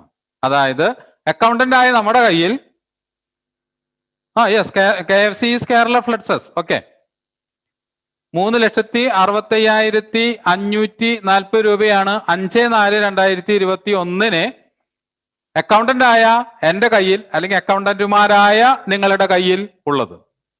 ഓക്കെ, ക്ലിയർ ആണ് അതുവരെ? അങ്ങനെ 5-ാം തീയതി നമ്മൾ മേടിച്ച സാധനങ്ങളൊക്കെ സാറിന് വിജയകരമായിട്ട് നടക്കുന്നു എന്ന് തോന്നി. കാരണം യുവാക്കൾ സ്റ്റെപ്പ് ഫോർവേഡ് വെച്ച് കഴിഞ്ഞു സാറിന്റെ ഉദ്യമത്തിലേക്ക്. അപ്പൊ ക്ലിക്ക് ആവുമെന്ന് തോന്നി. അപ്പൊ സാറ് കുറച്ചുകൂടെ സാധനങ്ങൾ ഇറക്കാൻ തീരുമാനിച്ചു. അങ്ങനെ സാറ് സാധനങ്ങൾക്ക് ഓർഡർ കൊടുത്തു. ഏറ്റവും കൂടുതൽ കോളേജിന്റെ മുമ്പിലാണ് സാറിന്റെ കട എന്ന് ഞാൻ വിശ്വസിക്കുന്നു. അതുകൊണ്ട് സാറ് നിങ്ങളെ തന്നെ ലക്ഷ്യമിട്ടുകൊണ്ടുള്ള സാധനമാണ് ഇറക്കാൻ പോകുന്നത്. അങ്ങനെ വീണ്ടും കോസ്മെറ്റിക് ഓക്കെ, ചോദ്യം ഞാൻ പറയാം. അപ്പോ ഇത് കോസ്മെറ്റിക് ഐറ്റം മാത്രം നമ്മൾ എന്ത് ചെയ്യാൻ പോവുകയാണ്? സാർ എടുക്കാൻ പോവുകയാണ്. പലവിധ കോസ്മെറ്റിക് സാധനങ്ങളൊക്കെ കൂടെ സാറ് എടുത്തു. 1,00,000 രൂപയ്ക്ക് എടുത്തു. അപ്പൊ നമ്മൾ എഴുതുന്നത് എന്താ? By purchase 1,00,000. ഓക്കെ, പക്ഷേ സാറ് ബിസിനസ് പഠിച്ചു. സാറ് പറഞ്ഞു കടക്കാരനോട് അടുത്ത ആഴ്ച തരാം.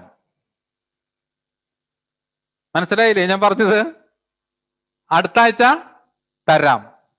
ഇന്ന് കടം, അടുത്ത ആഴ്ച റൊക്കം. ഓക്കെ, അപ്പോ ആ കടം വാങ്ങിക്കാനായിട്ടുള്ള പദ്ധതി ഇട്ടു. ക്രെഡിറ്റ്. യെസ്, നല്ല വാക്ക്. റൈറ്റ്. അപ്പോ ക്രെഡിറ്റ് ആയിട്ട് പർച്ചേസ് ചെയ്യാൻ സാർ തീരുമാനിച്ചു. അപ്പൊ കടക്കാരന്റെ പേര് mister Jio and company. Right, അങ്ങനെ പറയാം. ജിയോ ആൻഡ് കമ്പനി കോട്ടയത്തുള്ള ഒരു സ്ഥാപനമാണ്, അല്ലെങ്കിൽ എറണാകുളത്തുള്ള സ്ഥാപനമാണ് ജിയോ ആൻഡ് കമ്പനി. അവിടെ നിന്ന് സാറ് കോസ്മെറ്റിക്കിന്റെ സാധനം വാങ്ങിച്ചു. 1,00,000 രൂപയുടെ 75,000 രൂപ കടം പറഞ്ഞു. 1,00,000 രൂപ കടം പറഞ്ഞില്ല കേട്ടോ, 75,000 രൂപ കടം പറഞ്ഞു. അതെങ്ങനെ നമ്മൾ ഇവിടെ എഴുതുക?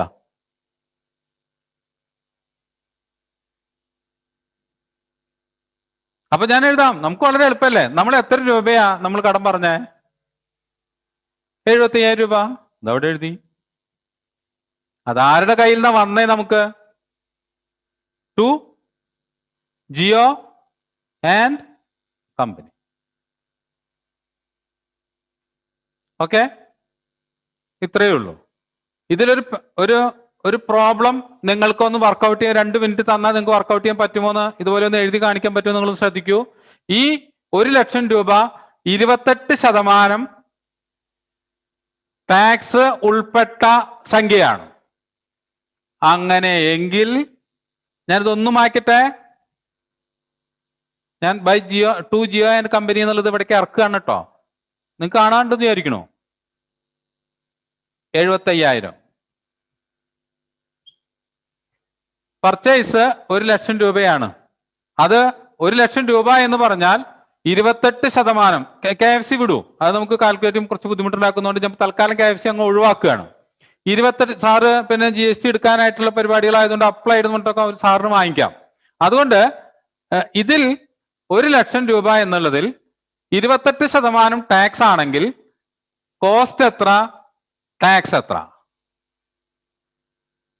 ഇക്വേഷൻ നിങ്ങൾ പറയണം. എന്നിട്ട് നമുക്കിവിടെ നിങ്ങൾ തന്നെ കണക്കൂട്ടി പറയണം. കാരണം എൻ്റെ കയ്യിൽ കാൽക്കുലേറ്റർ ഇല്ല, ഒന്നുമില്ല കേട്ടോ. ഇക്വേഷൻ ആദ്യം പറഞ്ഞാൽ മതി. നിങ്ങളൊന്ന് ഇക്വേഷൻ ഒന്ന് എഴുതി നോക്കിക്കേ. 72,000 കോസ്റ്റ്, 28,000 ടാക്സ്. അങ്ങനെ പറയേണ്ടതേ. നമുക്കൊന്ന് ഇക്വേഷൻ പറയൂ നിങ്ങൾ. ഞാനൊക്കെ 5ാം ക്ലാസ്സിൽ പഠിച്ചിട്ടുള്ളതാണ്. മലയാളം മീഡിയത്തിലെ പഠിച്ചതുകൊണ്ട് ഞങ്ങൾ ഇങ്ങനെയാ പഠിച്ചിട്ടുള്ളത്. വാങ്ങിയ വില, വിറ്റ വില. നിങ്ങൾ പഠിച്ചിട്ടുണ്ടാവില്ല. എല്ലാവരും ഇംഗ്ലീഷ് മീഡിയം ആയതുകൊണ്ട് അതൊക്കെ ബുദ്ധിമുട്ടുണ്ടാവും. ഞാൻ മലയാളം മീഡിയം ആയതുകൊണ്ട് ഇങ്ങനെയാ പഠിച്ചിട്ടുള്ളത്. ഇക്വേഷൻ, നമുക്ക് ഇക്വേഷൻ വേണ്ട. ഉത്തരമൊക്കെ നമുക്ക് എന്തെങ്കിലും ആയിക്കോട്ടെ. Equation please. യെസ്, ഇക്വേഷൻ വന്നു. 1,00,000 ഡിവൈഡഡ് ബൈ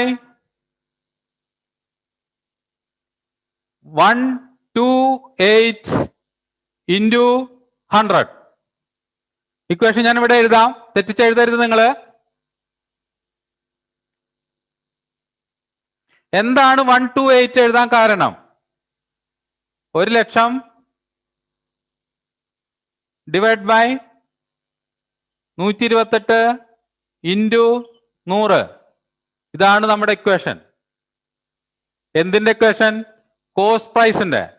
ടാക്സ് ആണെങ്കിൽ equation 1,00,000 divide by 128 into 28 equal to tax. Is it clear?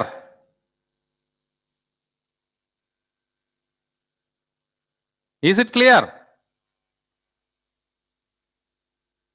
Yes. ഒരാൾ നിങ്ങളുടെ റെപ്രസെന്റേറ്റീവ് ആണെന്നാണ് ഞാൻ. ഡൗട്ട് ഉണ്ടെങ്കിൽ ചോദിക്കൂ. ഒന്ന് അൺമ്യൂട്ട് ചെയ്യാൻ പറയൂ ഡെസ്കിനോട്. ചോദിച്ചോളൂ. ഒന്നുകൂടെ പറയാമോ എന്ന് ചോദിക്കുന്നുണ്ട്. ഞാൻ പറയാം. 1,00,000 രൂപയാണ് നമ്മൾ ജിയോയുടെ കമ്പനിയിൽ നിന്ന്, ജിയോ എന്ന് പറയുന്ന കമ്പനിയിൽ നിന്ന് വാങ്ങിച്ചത്. അത് 28% ടാക്സും കൂടെ ഉൾപ്പെട്ടിട്ടുള്ള തുകയാണ്. ക്ലിയർ ആണല്ലോ? അപ്പോ അങ്ങനെ വരുമ്പോ 1,00,000 എന്ന് പറയുന്ന തുക 128 എന്താന്നാ ചോദിക്കണത്? 128 എന്താ? ഈ 1,00,000 എന്ന് പറയുന്നത് എന്താ? 100 + 28 അല്ലേ? ഒരു സംഭവത്തില് ഇപ്പോ 1,00,000 രൂപയിൽ എന്തുണ്ട്? 28 കൂടെ ഉൾപ്പെട്ടിട്ടുണ്ട്. അപ്പൊ നമ്മൾ x + 28 ഈക്വൽ ടു 1,00,000. അപ്പൊ x മീൻസ് 100. 100 + 28 എന്ന് പറയുന്നത് ഈക്വൽ ടു 1,00,000. അപ്പൊ 1,00,000 divide by 128 into 100 equal to cost price. And 1,00,000 divide by 128 into 28 equal to tax. ഇനി പറയണോ? പറയണമെങ്കിൽ വീണ്ടും പറയാം.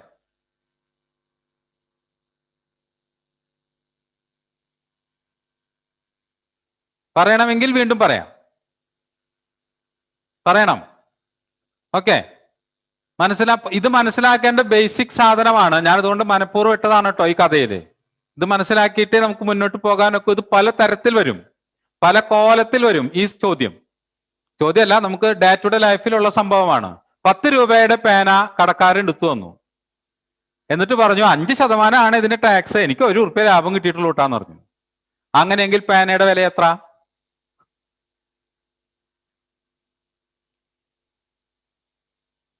ചോദ്യം മനസ്സിലായോ നിങ്ങൾക്ക്?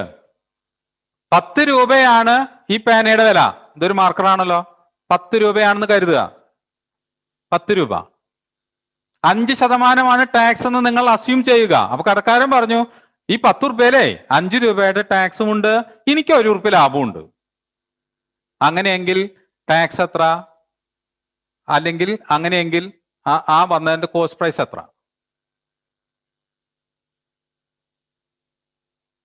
എളുപ്പല്ല അല്ലേ? 5ാം ക്ലാസ് മുതൽ നമ്മൾ പഠനം. 5ാം ക്ലാസ് 4 എന്നൊക്കെ എഴുതുന്ന. അയ്യോ, നമ്മൾ ഈ ഇക്വേഷൻ ഒന്ന് ഇംപ്ലിമെന്റ് ചെയ്താൽ പോരെ? എന്തിനാ അങ്ങോട്ടൊക്കെ പോകുന്നേ? 10 രൂപയിൽ 1 രൂപ ലാഭമാണെന്ന് ഓൾറെഡി ആര് പറഞ്ഞു കഴിഞ്ഞു? കടക്കാരൻ പറഞ്ഞു. അപ്പൊ അതിന്റെ വില, അതിന്റെ ടാക്സ് ഉൾപ്പെടുന്ന വില എത്രയാ? 9 രൂപ. ക്ലിയർ ആണല്ലോ? അപ്പൊ 9 എന്ന് പറയുന്ന 9 ഹരിക്കണം 105 ഇൻറ്റു 100 ആണ് എന്ത് വില? പേനയുടെ വില. 9 ഹരിക്കണം 105 ഇൻറ്റു 5 ആണ് ടാക്സ്. ലാഭം അപ്പോഴും 1 ഉറുപ്പ്യ കിട്ടും. ഓക്കെ, എഴുതിയത് കറക്റ്റ് ആണ്. സിബി രാജു. സിബി നമ്മുടെ മുൻപത്തെ ക്ലാസ്സിൽ ഉണ്ടായിരുന്ന ആളാന്ന് തോന്നുന്നു അല്ലേ? അല്ലേ സിബി? Yes or no? സിബി രാജു. എനിക്ക് ആ പേര് കേട്ടിട്ടൊരു സംശയം. Yes or no? Yes. Okay okay okay, thank you. അപ്പോ ക്ലിക്കായെന്ന് മനസ്സിലായല്ലോ നിങ്ങൾക്ക്? ഇപ്പൊ ക്ലിക്കായില്ലേ എല്ലാവർക്കും? വളരെ സിമ്പിൾ ആയിട്ടുള്ള ലോജിക്. എത്രയാണോ പെർസെൻറ്റേജ് എങ്കിൽ, എത്രയാണോ നമ്മളോട് പറയുന്ന വിലയെങ്കിൽ, അപ്പൊ വേറെ ദോഷമുണ്ട് കേട്ടോ. അത് വേറെ പ്രശ്നാ. അത് പിന്നെ ആ അവസരത്തിൽ പറയാം. 1 ലക്ഷം രൂപയ്ക്ക് സാറ് വാങ്ങിച്ചു. ഈ സാറ് വാങ്ങിച്ചത് എത്രയാണെന്ന് കണക്കൂട്ടിയിട്ട് നിങ്ങൾ പറയണം. എൻ്റെ അടുത്ത് വേറെ മെറ്റീരിയൽസ് ഒന്നുമില്ല. അപ്പൊ 1 ലക്ഷം രൂപയാണ് പർച്ചേസ് ചെയ്തത്. അതിൽ ടാക്സ് എലമെന്റ് എന്ന് പറയുന്നത്, ഇവിടെ ഉത്തരം നേരത്തെ അവർ പറയുന്നുണ്ട് 78,125 രൂപയാണ് കോസ്റ്റ് എന്ന് പറയുന്നുണ്ട്. അപ്പൊ നമ്മൾ ഇവിടെ എഴുതുന്നത് 78,125 then by SGST by CGST. Total കിട്ടിയ ടാക്സിനെ 2 കൊണ്ട് ഡിവൈഡ് ചെയ്താൽ 21,875 21,875 ആണ്. അതിന് 2 കൊണ്ടൊന്ന് ഡിവൈഡ് ചെയ്തിട്ടൊന്ന് പറഞ്ഞേ. അതായത് 78,125 ഇൻറ്റു ഓക്കെ 10,000.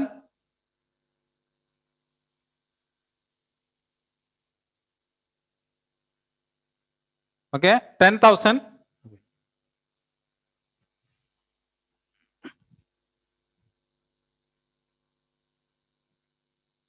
പേനയ്ക്ക് ആരോഗ്യമില്ല. 10,000 എത്രയാ? 10,000 നിങ്ങൾ പറയൂ. എഴുതിയ ആളൊന്ന് പറഞ്ഞേ. 10,000. എല്ലാവരും പോയോ?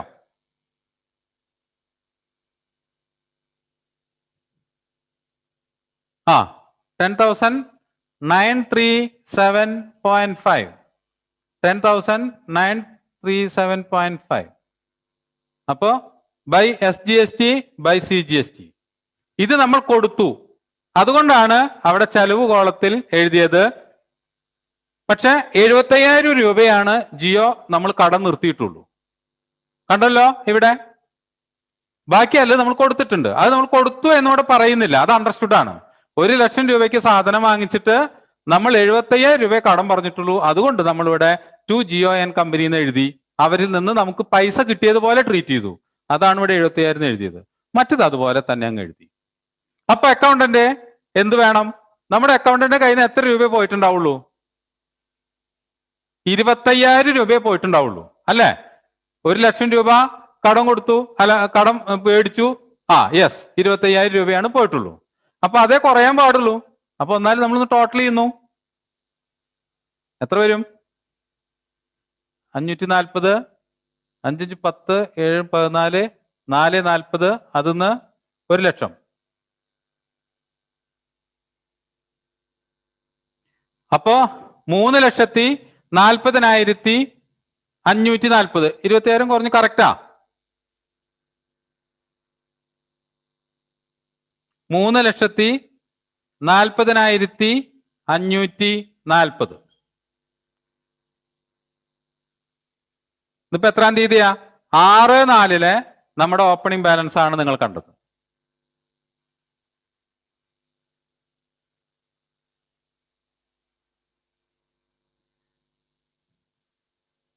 ഇത്രയും ഭാഗം നിങ്ങൾക്ക് മനസ്സിലായി കാണുമെന്ന് ഞാൻ വിശ്വസിക്കുന്നു. ഉണ്ടോ? മനസ്സിലായില്ല? ഓക്കെ, ഏത് ഭാഗം മനസ്സിലായില്ല എന്ന് പറയുന്നത്? പർച്ചേസ് എഴുതിയ ഭാഗമാണോ ക്രെഡിറ്റ് എഴുതിയ ഭാഗമാണോ? ഒന്ന് കൈ റൈസ് ചെയ്ത് കഴിഞ്ഞാൽ ആ ചോദ്യം നമുക്ക് കോമൺ ആയിട്ട് കേൾക്കാം. വരവ്. യെസ്, വരവ്. അതായത് 1937.5 കിട്ടിയത് എങ്ങനെ? അതല്ലേ ഞാൻ പറഞ്ഞേ. 28% എന്ന് പറയുന്നതിന്റെ പകുതിയല്ലേ SGSTയും CGSTയും. അതായത് 28% എന്ന് പറഞ്ഞാൽ, ഇന്നലത്തെ ക്ലാസ് അറ്റൻഡ് ചെയ്യാത്തവരാൻ തോന്നുന്നു, 28% ടാക്സ് എന്ന് പറഞ്ഞാൽ കേരളത്തിനകത്ത് നമ്മൾ പർച്ചേസ് ചെയ്യുന്നോ വിൽക്കുന്നതാണെങ്കിൽ SGST 14% ആൻഡ് CGST 14%. ഇടയ്ക്ക് കട്ടായി പോയതാണ്. ഓക്കെ, അതുകൊണ്ടാണ് 78,125 രൂപയുടെ 14% 10,937.50. നിങ്ങൾ പറഞ്ഞതാണ്, ഞാൻ ഉദ്ദേശിക്കുന്നത് 14% രണ്ടാമത്തെ CGST 14%. അങ്ങനെ 14 + 14 28%. ഓക്കെ, KFC നമ്മൾ ഇതിൽ കണക്ക് കൂട്ടുന്നില്ല. കാരണം പർച്ചേസ് ആയതുകൊണ്ട്, GST to GST ആയതുകൊണ്ട് നമ്മൾ അത് കണക്ക് കൂട്ടുന്നില്ല. നമ്മൾ നേരത്തെ KFC കണ്ടല്ലോ, അപ്പൊ ഇതിൽ KFC കണക്കാക്കുന്നില്ല. 5/4/2021 ഒന്നുകൂടെ പറയാമോ? ഓക്കെ, പറയാം. നമ്മൾ പർച്ചേസ് ചെയ്തത് ടോട്ടൽ 1,00,000 രൂപയ്ക്കാണ്. അത് ക്ലിയർ ആണല്ലോ? 28% ഗുഡ്സ് ആണ്. ഞാൻ ഇവിടെ ഈ കോളത്തിൽ എഴുതാണ് 28%. 28% ഗുഡ്സ് ആണ്. Yes, 3,40,540 amount. 28% ഗുഡ്സ് ആണ് നമ്മൾ പർച്ചേസ് ചെയ്തത്. അത് 1,00,000 രൂപയാണ് ടോട്ടൽ എമൗണ്ട്. മീൻസ് 78,125 രൂപ കോസ്റ്റും SGST 10,937 രൂപ 50 പൈസയും CGST 10,937 രൂപ 50 പൈസയും. അതാണ് ഞാൻ പറഞ്ഞുകൊണ്ടിരിക്കുന്നത്. പർച്ചേസ് 28% ഐറ്റം ആണ് നമ്മൾ പർച്ചേസ് ചെയ്തത്. അതിലെ 1,00,000 രൂപയ്ക്കാണ് ടോട്ടൽ എമൗണ്ട്. അപ്പൊ 1,00,000 രൂപയ്ക്ക് ടോട്ടൽ എമൗണ്ട് എന്ന് പറഞ്ഞാൽ ടാക്സ് ഉൾപ്പെടെ 1,00,000 രൂപ എന്ന് പറഞ്ഞു കഴിഞ്ഞാൽ 1,00,000 ഡിവൈഡഡ് ബൈ 128. അപ്പോൾ ചിലർ ചോദിക്കാൻ 128 എടുക്കാൻ കാരണം എന്ന് ചോദിക്കും. അതിന്റെ ഉത്തരമാണ് ഞാൻ പറഞ്ഞത്. X + 28 എന്നാണ് നമ്മളൊക്കെ 5ാം ക്ലാസ്സിൽ പഠിച്ചിട്ടുള്ളത്. അത് പഠിക്കുമ്പോ എന്താണ് കാര്യമെന്ന് അറിഞ്ഞ് പഠിച്ചിരുന്നെങ്കിൽ ഇപ്പൊ ഗതികേട് വരില്ലായിരുന്നു. എനിക്കും അറിയില്ലായിരുന്നു കേട്ടോ. ഞാനും ഡിഗ്രി കഴിഞ്ഞപ്പോഴും PG കഴിഞ്ഞപ്പോഴും ഇതൊന്നും അറിയില്ലായിരുന്നു. സത്യമാണ്. അതുകൊണ്ടാണ് നിങ്ങളോട് ഇങ്ങനെ പറയുന്നത്. ജിയോ കമ്പനിയുടെ പറയാം. അപ്പോ ഇത് മനസ്സിലാക്കുമ്പോൾ ഞാൻ പ്രാക്ടീസ് ചെയ്യാൻ തുടങ്ങിയിട്ടാ. ഞാനിപ്പോ 25 കൊല്ലമായിട്ട് പ്രാക്ടീസ് ചെയ്യാൻ തുടങ്ങിയിട്ടുണ്ട്. ആ 25 കൊല്ലത്തിനിടയിൽ കിട്ടിയ അറിവുകളാണ് നിങ്ങളുടെ മുൻപിൽ ഷെയർ ചെയ്യുന്നത്. അല്ലാതെ ഒരു അക്കാദമിഷ്യനായിട്ട് നിങ്ങളുടെ എന്താ പറയാ ഒരു അധ്യാപകനായിട്ടൊന്നല്ല. ഞാനും നിങ്ങൾ സുഹൃത്തുക്കളാണ്. അപ്പൊ ഒന്ന് ഷെയർ ചെയ്യാം. എനിക്ക് കിട്ടുന്നത് നിങ്ങൾക്കൊന്ന് പറയാം, നിങ്ങൾക്ക് അറിയുന്നത് എന്നോടും പറയാം. നിങ്ങൾക്ക് അറിയുന്ന പല കാര്യങ്ങളും എനിക്ക് അറിയില്ല, അത് സത്യവുമാണ്. എനിക്കറിയുന്ന പല കാര്യങ്ങളും നിങ്ങൾക്കും അറിയില്ല. അപ്പൊ ഞാൻ ഇവിടെ നിന്നിട്ട് നിങ്ങളുടെ മുമ്പിൽ ഷൈൻ ചെയ്യാൻ വേണ്ടി നിൽക്കുന്നതുകൊണ്ട് എനിക്ക് അറിയുന്ന കാര്യങ്ങൾ ആദ്യം നിങ്ങളോട് പറയുന്നു. അപ്പൊ നിങ്ങൾക്കും ഷൈൻ ചെയ്യണമെന്ന് തോന്നുമ്പോൾ ഞാൻ ഒരു അവസരം തരും. ആ സമയത്ത് നിങ്ങൾ എന്നോട് ഇങ്ങോട്ട് ഷൈൻ ചെയ്തിട്ട് നിങ്ങൾക്ക് അറിയുന്ന കാര്യങ്ങൾ പറയാം. ഞാൻ സംശയം അങ്ങോട്ട് ചോദിക്കും. അങ്ങനെ ഒരു സെഷൻ ഉണ്ട് നമുക്ക്. ആ സെഷനിൽ ഞാൻ അത് ചെയ്യും. അപ്പോൾ നമ്മളിപ്പോ എന്നുള്ള ഏതാണ്ട് നമ്മുടെ നമ്പർ എന്ന് പറയുന്നത് 333 എന്നാണ്. 333 പേര്, 335 പേരാണെന്ന് ഇപ്പോ ഇത് കേട്ടു നമ്മൾ ഈ പരിപാടി കണ്ടുകൊണ്ടിരിക്കുന്നത്, ആസ്വദിച്ചുകൊണ്ടിരിക്കുന്ന, അല്ലെങ്കിൽ എന്താ പറയാ, കൂടിക്കൊണ്ടിരിക്കുന്നത്. അപ്പൊ ഇവർക്കൊക്കെ മനസ്സിലാകുന്ന ഒരു ടേമിലാണ് ഞാൻ സംസാരിക്കണം എന്നാണ് ഞാൻ വിശ്വസിക്കുന്നത്. പലരും മനസ്സിലായിട്ടുണ്ട്, പറഞ്ഞോളൂ എന്ന് പറയുന്നുണ്ട്. ഓക്കെ. അപ്പോ ഈ പർച്ചേസ് 28% എന്ന് പറയുന്ന 1 ലക്ഷം രൂപയുടെ ഗുഡ്സ് ആണ് വാങ്ങിച്ചത്. പക്ഷെ അതിന്റെ കോസ്റ്റ് പ്രൈസ് എന്ന് പറയുന്നത് 78,120. ഞാൻ ഇക്വേഷൻ ആണ് നേരത്തെ പറഞ്ഞത്. 1 ലക്ഷം ഡിവൈഡഡ് ബൈ 128 ഇൻറ്റു 100 എന്ന് പറഞ്ഞാൽ കോസ്റ്റും, 1 lakh ഡിവൈഡഡ് ബൈ 128 ഇൻറ്റു 28 എന്ന് പറഞ്ഞാൽ ടാക്സുമാണ്. അത് എന്ത് സംഭവത്തിനും അങ്ങനെയാണ്. ഓക്കെ. ആ എമൗണ്ട് ആണ് ഇവിടെ രണ്ടാക്കി എഴുതിയിട്ടുള്ളത്. 28-ന് 14% ആക്കിയ ഫിഗർ ആണ് 10,937.50 എന്ന് പറയുന്നത്. Is it clear? ഈ സൗണ്ട് കേൾക്കാത്തത് നിങ്ങൾ ഒന്ന് ശ്രദ്ധിച്ചോളൂ. നിങ്ങളുടെ സൂമിന്റെ ഇടത്തെ കോർണറിലെ ഹെഡ്ഫോണിന്റെ ഒരു ചിഹ്നമുണ്ട്. അവിടെ ക്ലിക്ക് ചെയ്തിട്ട് നിങ്ങൾ അവിടെ ഓവർ ഇന്റർനെറ്റ് എന്ന് കൊടുത്തോളൂ, സൗണ്ട് കിട്ടുന്നില്ലെങ്കിൽ. ഓക്കെ. പിന്നെ ജിയോ ആൻഡ് കമ്പനി എന്താ 70,000 എഴുതിയെന്നാണ്. സാറ് 70,000 കടം പറഞ്ഞു, 25,000 ക്യാഷ് കൊടുത്തിട്ടുള്ളൂ. ഞാൻ പറഞ്ഞല്ലോ, 1 ലക്ഷത്തിന് സാധനം വാങ്ങിച്ചിട്ട് 25,000 അങ്ങോട്ട് കൊടുത്തു. എന്നിട്ട് പറഞ്ഞു ബാക്കി അടുത്ത ആഴ്ച തരാം. അതാണ് ക്രെഡിറ്റ് പർച്ചേസ്. അതിന് ഞാൻ നിങ്ങളോട് ഒരു കഥ രൂപത്തിൽ പറയുന്നു. നമ്മൾ സാധാരണ ലാംഗ്വേജിൽ പറയുന്നു. നമ്മൾ കടയിൽ എന്നിട്ട് പറയില്ലേ, ചില ഷോപ്പുകളിൽ എന്ന് പറയും നാളെ തരാട്ടോ എന്ന് പറയും.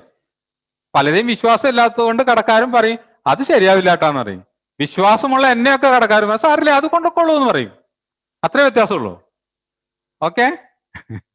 അപ്പോ ഈ ജിയോ ആൻഡ് കമ്പനി എന്ന് പറയുന്ന ആളുകൾ സാറിന് 75,000 രൂപ കടം കൊടുത്തു.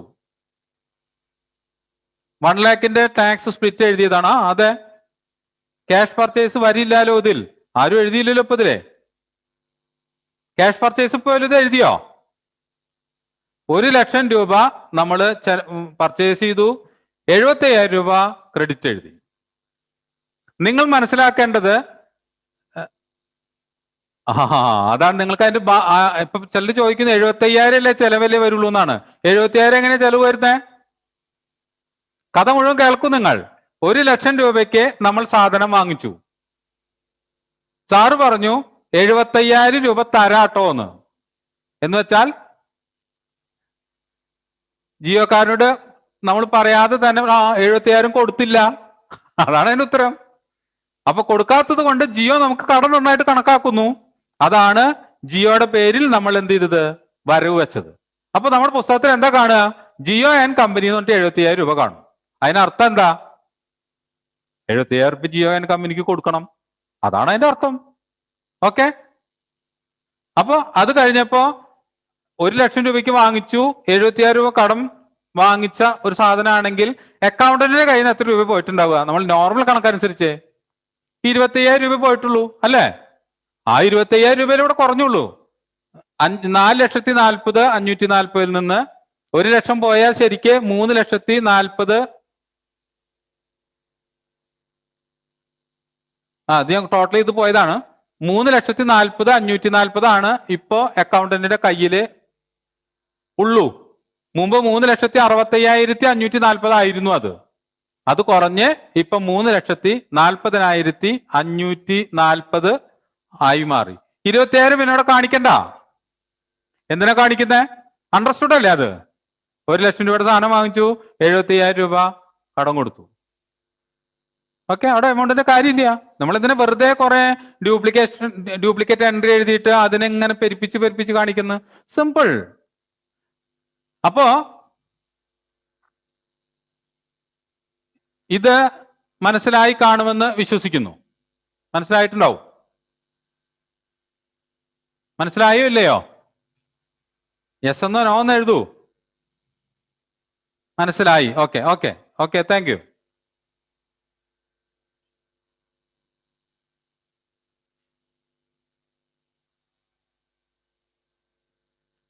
ഇനി നിങ്ങൾക്ക് ഒരുപാട് സംശയങ്ങൾ നേരിട്ട് ചോദിക്കാനായിട്ടുണ്ടാകും.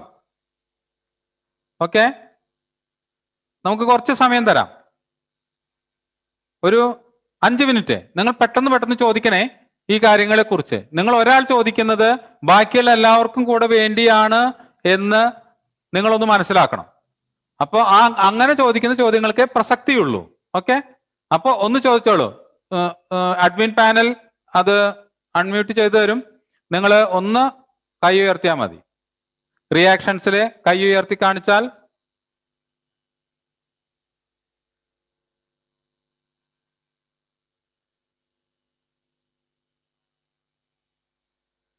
ഓക്കെ, ക്ലിയർ ആയി എന്നാണ് പറയണത്.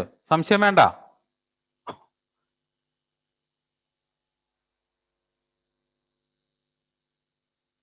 ക്ലിയർ ആയി. ഓക്കെ, അപ്പൊ നമ്മൾ കണ്ടിന്യൂ ചെയ്യട്ടെ. ഇനി നമ്മുടെ ഇപ്പൊ നോർമൽ ലെവലില് നമ്മൾ എഴുതുന്ന എൻട്രികളില്ല. നോർമലിൽ ഒരു എൻട്രി കൂടെ എഴുതി കഴിഞ്ഞിട്ട് ഞാൻ ഈ അക്കൗണ്ടിങ് ഭാഗത്ത് നിന്ന് സ്കിപ്പ് ചെയ്യും. ഇപ്പൊ 75,000 രൂപ തോമസ് സാറ് കടം വാങ്ങിച്ചു. നിങ്ങൾ കേൾക്കണം കേട്ടോ ശരിക്ക്.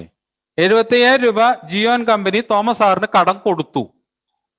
സാറ് കുറച്ച് നല്ല മനുഷ്യനായതുകൊണ്ട് ഒരാഴ്ച കഴിഞ്ഞ് തരാമെന്ന് പറഞ്ഞാലും പിറ്റേ ദിവസം സാറിനെ തോന്നി അങ്ങനെ നിർത്തുന്നത് ശരിയല്ലോ, കുറച്ചും കൂടെ ക്യാഷ് കൊടുത്തേക്കാം എന്ന് തോന്നി. അപ്പൊ സാർ അക്കൗണ്ടന്റിനോട് പറഞ്ഞു കുറച്ച് പൈസ അയച്ചു കൊടുത്തേക്ക്, അല്ലെങ്കിൽ പൈസ കൊടുത്തയച്ചേക്ക് എന്ന് പറഞ്ഞു. അപ്പോ അക്കൗണ്ടന്റ് ഒരു 25,000 രൂപ കൂടെ ആർക്ക് കൊടുത്തയച്ചു? നമ്മുടെ ജിയോ ആൻഡ് കമ്പനിക്ക് കൊടുത്തയച്ചു. എന്തായിരിക്കും എൻട്രി? എന്താ എഴുതുക? By Jio and company. നേരത്തെ എന്താ എഴുതിയേ? ടു ജിയോ ആൻഡ് കമ്പനി എന്നാണ് നേരത്തെ എഴുതിയത്. ഇപ്പൊ ബൈ ജിയോ ആൻഡ് കമ്പനി എത്ര രൂപ? 25,000 രൂപ. ഓക്കെ, ഇത് 6-ാം തീയതി നടന്ന സംഭവമാണ്. അന്ന് അതേ നടന്നുള്ളൂ, സെയിൽ ചെയ്യാനൊന്നും പോയിട്ടില്ല. എന്തെങ്കിലും ഇത് കഴിഞ്ഞു നമ്മൾ വീണ്ടും നമ്മുടെ പരിപാടി തുടങ്ങുന്നു, ബാലൻസ് ചെയ്യുന്നു. 340, 540, 25,000 അതൊന്ന് കുറച്ചു. അപ്പൊ 3,15,540. ഇത് കാണുന്നുണ്ടാവില്ല, അതുകൊണ്ട് ഞാൻ ഇത് എടുത്ത് എഴുതുന്നു. 3,15,540. ഇപ്പോ 7-ാം തീയതിയിലെ ബാലൻസ് ആയി.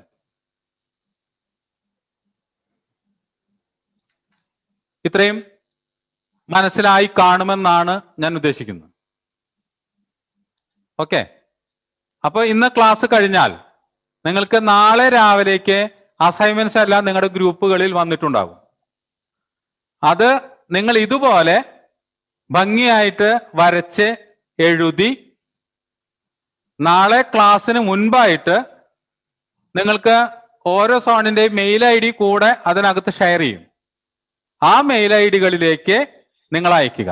ഓരോ സോൺ ഏതൊക്കെ സോണാണ് ചെയ്യേണ്ടതെന്ന് പറഞ്ഞിട്ടുണ്ടാകും. അതിലേക്ക് നിങ്ങളുടെ മെയിലിൽ നിന്ന് അയക്കുക. അപ്പൊ നിങ്ങളുടെ പേരൊക്കെ നിങ്ങൾക്ക് കിട്ടുമല്ലോ. അപ്പോൾ അത് അയച്ചാൽ മതി. സ്കാൻ ചെയ്തിട്ടോ അല്ലെങ്കിൽ ജസ്റ്റ് ഒരു ഫോട്ടോ എടുത്തിട്ടോ നിങ്ങൾക്ക് എങ്ങനെയാണെന്ന് വെച്ചാൽ ക്ലാരിറ്റി ഉണ്ടായാൽ മതി. നമുക്കൊന്ന് നോക്കാൻ വേണ്ടി എല്ലാ പേപ്പറും ഇവാലുവേറ്റ് ചെയ്യാൻ വേണ്ടി പ്രത്യേകം തയ്യാറാക്കിയ അധ്യാപകർ ഉണ്ട്. അപ്പൊ അതുകൊണ്ട് എല്ലാവരും വളരെ കൃത്യമായിട്ട് ഫോട്ടോ എടുത്തോ സ്കാൻ ചെയ്തോ ഒക്കെ അയക്കുക. പക്ഷെ നിങ്ങളുടെ പേപ്പറിന്റെ മുകളിൽ നിങ്ങളുടെ പേരും കൂടെ ഒന്ന് എഴുതണം, സ്ഥലവും കൂടെ ഒന്ന് എഴുതിയാൽ മതി. എന്നിട്ട് സ്കാൻ ചെയ്ത് മെയിലിലേക്ക് അയക്കുക, അല്ലെങ്കിൽ ഫോട്ടോ എടുത്ത് മെയിലിലേക്ക് അയക്കുക. ഓക്കെ, അത്രയാണ് നിങ്ങൾ മെയിലിലേക്ക് മാത്രമേ അയക്കാവൂ. വാട്സപ്പ് ഗ്രൂപ്പുകളിലോ മറ്റു കാര്യങ്ങളിലോ നിങ്ങൾ അയക്കരുത്. കാരണം വാട്സപ്പ് ഗ്രൂപ്പ് നിറഞ്ഞിട്ട് അവസാനമാകുമ്പോൾ ആ ഫോൺ ഹാങ് ആവും. അതുകൊണ്ട് മെയിലുകളിലേക്ക് മാത്രം, സ്പെസിഫൈ ചെയ്യുന്ന മെയിലുകളിലേക്ക് മാത്രമേ അയക്കാവൂ. സോൺ തിരിച്ച് പറയും ഇന്ന ജില്ലകൾ ഇന്ന മെയിലിലേക്ക് എന്ന് പറഞ്ഞിട്ടുണ്ടാകും. ആ മെയിൽ IDകളിൽ മാത്രം അയക്കുക. നാളെ രാവിലെ നിങ്ങൾ ഒരു 9 മണിക്കുള്ളിൽ നോക്കിക്കഴിഞ്ഞാൽ നിങ്ങൾക്കത് കാണും. ഓക്കെ, 9 മണി 10 മണി അതിനുള്ളിൽ. ഇത് ആകെ ചെയ്യാൻ ആകെ അരമണിക്കൂർ നേരമല്ലേ വേണ്ടൂ. ഇതേ പ്രോബ്ലം തന്നെയാണ് ഞാൻ പ്രിപ്പയർ ചെയ്യാൻ പോകുന്നത്. ഞാൻ ഇതുവരെ പ്രിപ്പയർ ചെയ്തിട്ടില്ല. പ്രിപ്പയർ ചെയ്തിട്ട് നിങ്ങൾക്ക് അയക്കും. നിങ്ങൾക്ക് മനസ്സിലായോ എന്ന് എനിക്ക് മനസ്സിലാവുന്ന അപ്പോഴാണ്. ഓക്കെ, അപ്പൊ നമ്മൾ ഈ അക്കൗണ്ടിങ് ഭാഗം ലീവ് ചെയ്യാണ്. യെസ്, അത് എഴുതി വെച്ചിട്ടിരുന്നു. Name, place and phone number. അതായത് അസൈൻമെന്റിന്റെ മുകളിൽ എഴുതണമെന്ന് ഫിസ്ഡയുടെ ഓഫീസ് പറയുന്നു. Name, place, phone number okay, അത് എഴുതാൻ പറയുന്നു. ഈ പ്രോബ്ലം നിങ്ങൾക്ക് എവിടുന്നാണോ ഈ ലിങ്ക് കിട്ടിയത് ആ ഗ്രൂപ്പുകളിൽ ഇത് ഷെയർ ചെയ്യപ്പെടും. നാളെ ക്ലാസ് തുടങ്ങുന്നതിന് മുൻപായിട്ട് അയച്ചാൽ മതി. ഓക്കെ, ഒരു 7 മണിക്കുള്ളിൽ അയച്ചു കഴിഞ്ഞാൽ നോക്കാം. നാളെ നിങ്ങൾ നോക്കില്ല, പിറ്റേ ദിവസമാണ് നോക്കുള്ളൂ. അപ്പൊ 7 മണിക്കുള്ളിൽ അയക്കുക. പിറ്റേ ദിവസം നോക്കുമ്പോൾ നാളത്തെ പ്രോബ്ലം നാളെ തരും. ഓക്കെ, അങ്ങനെ ഒരു ദിവസത്തെ ഗ്യാപ്പ് ഇട്ടിട്ടാണ് നമ്മൾ ഇവാലുവേറ്റ് ചെയ്യുന്നത്. അപ്പൊ നമ്മൾ ഇതിന്ന് ഒന്ന് ക്വിറ്റ് ചെയ്യുകയാണ്. ഇതുവരെ ആർക്കും സംശയമില്ലാത്തത് ഞാൻ നിങ്ങൾക്ക് എല്ലാവർക്കും ഒരു കോമൺ സെൻസ് ഉണ്ട് എന്ന് ഞാൻ വിശ്വസിക്കുന്നതുകൊണ്ടാണ്. നിങ്ങൾക്ക് എല്ലാം വളരെ ക്ലിയർ ആയിട്ടുണ്ട്. ഇതിൽ ഒരു സാങ്കേതികത്വവും ഞാൻ പറഞ്ഞിട്ടില്ല. നിങ്ങൾ ഇങ്ങനെ തന്നെയാണ് പോകേണ്ടത്. അപ്പോ അങ്ങനെ തന്നെ ഞാൻ മറ്റു കാര്യങ്ങൾ അവസാനിക്കുന്നതിൻ്റെ ഉള്ളിൽ പറയാം ഒന്നുകൂടെ. പ്ലീസ്, ഞാനത് പിന്നെ പറയാം. ഈ അസൈൻമെന്റിനെ കുറിച്ച് ഒന്നും കൂടെ അവസാനിക്കുന്നതിൻ്റെ ഉള്ളിൽ പറയും. ഫിസ്ഡേയുടെ ഒഫീഷ്യൽ ബയറേഴ്സ് അതൊന്നും കൂടെ ആവർത്തിക്കും.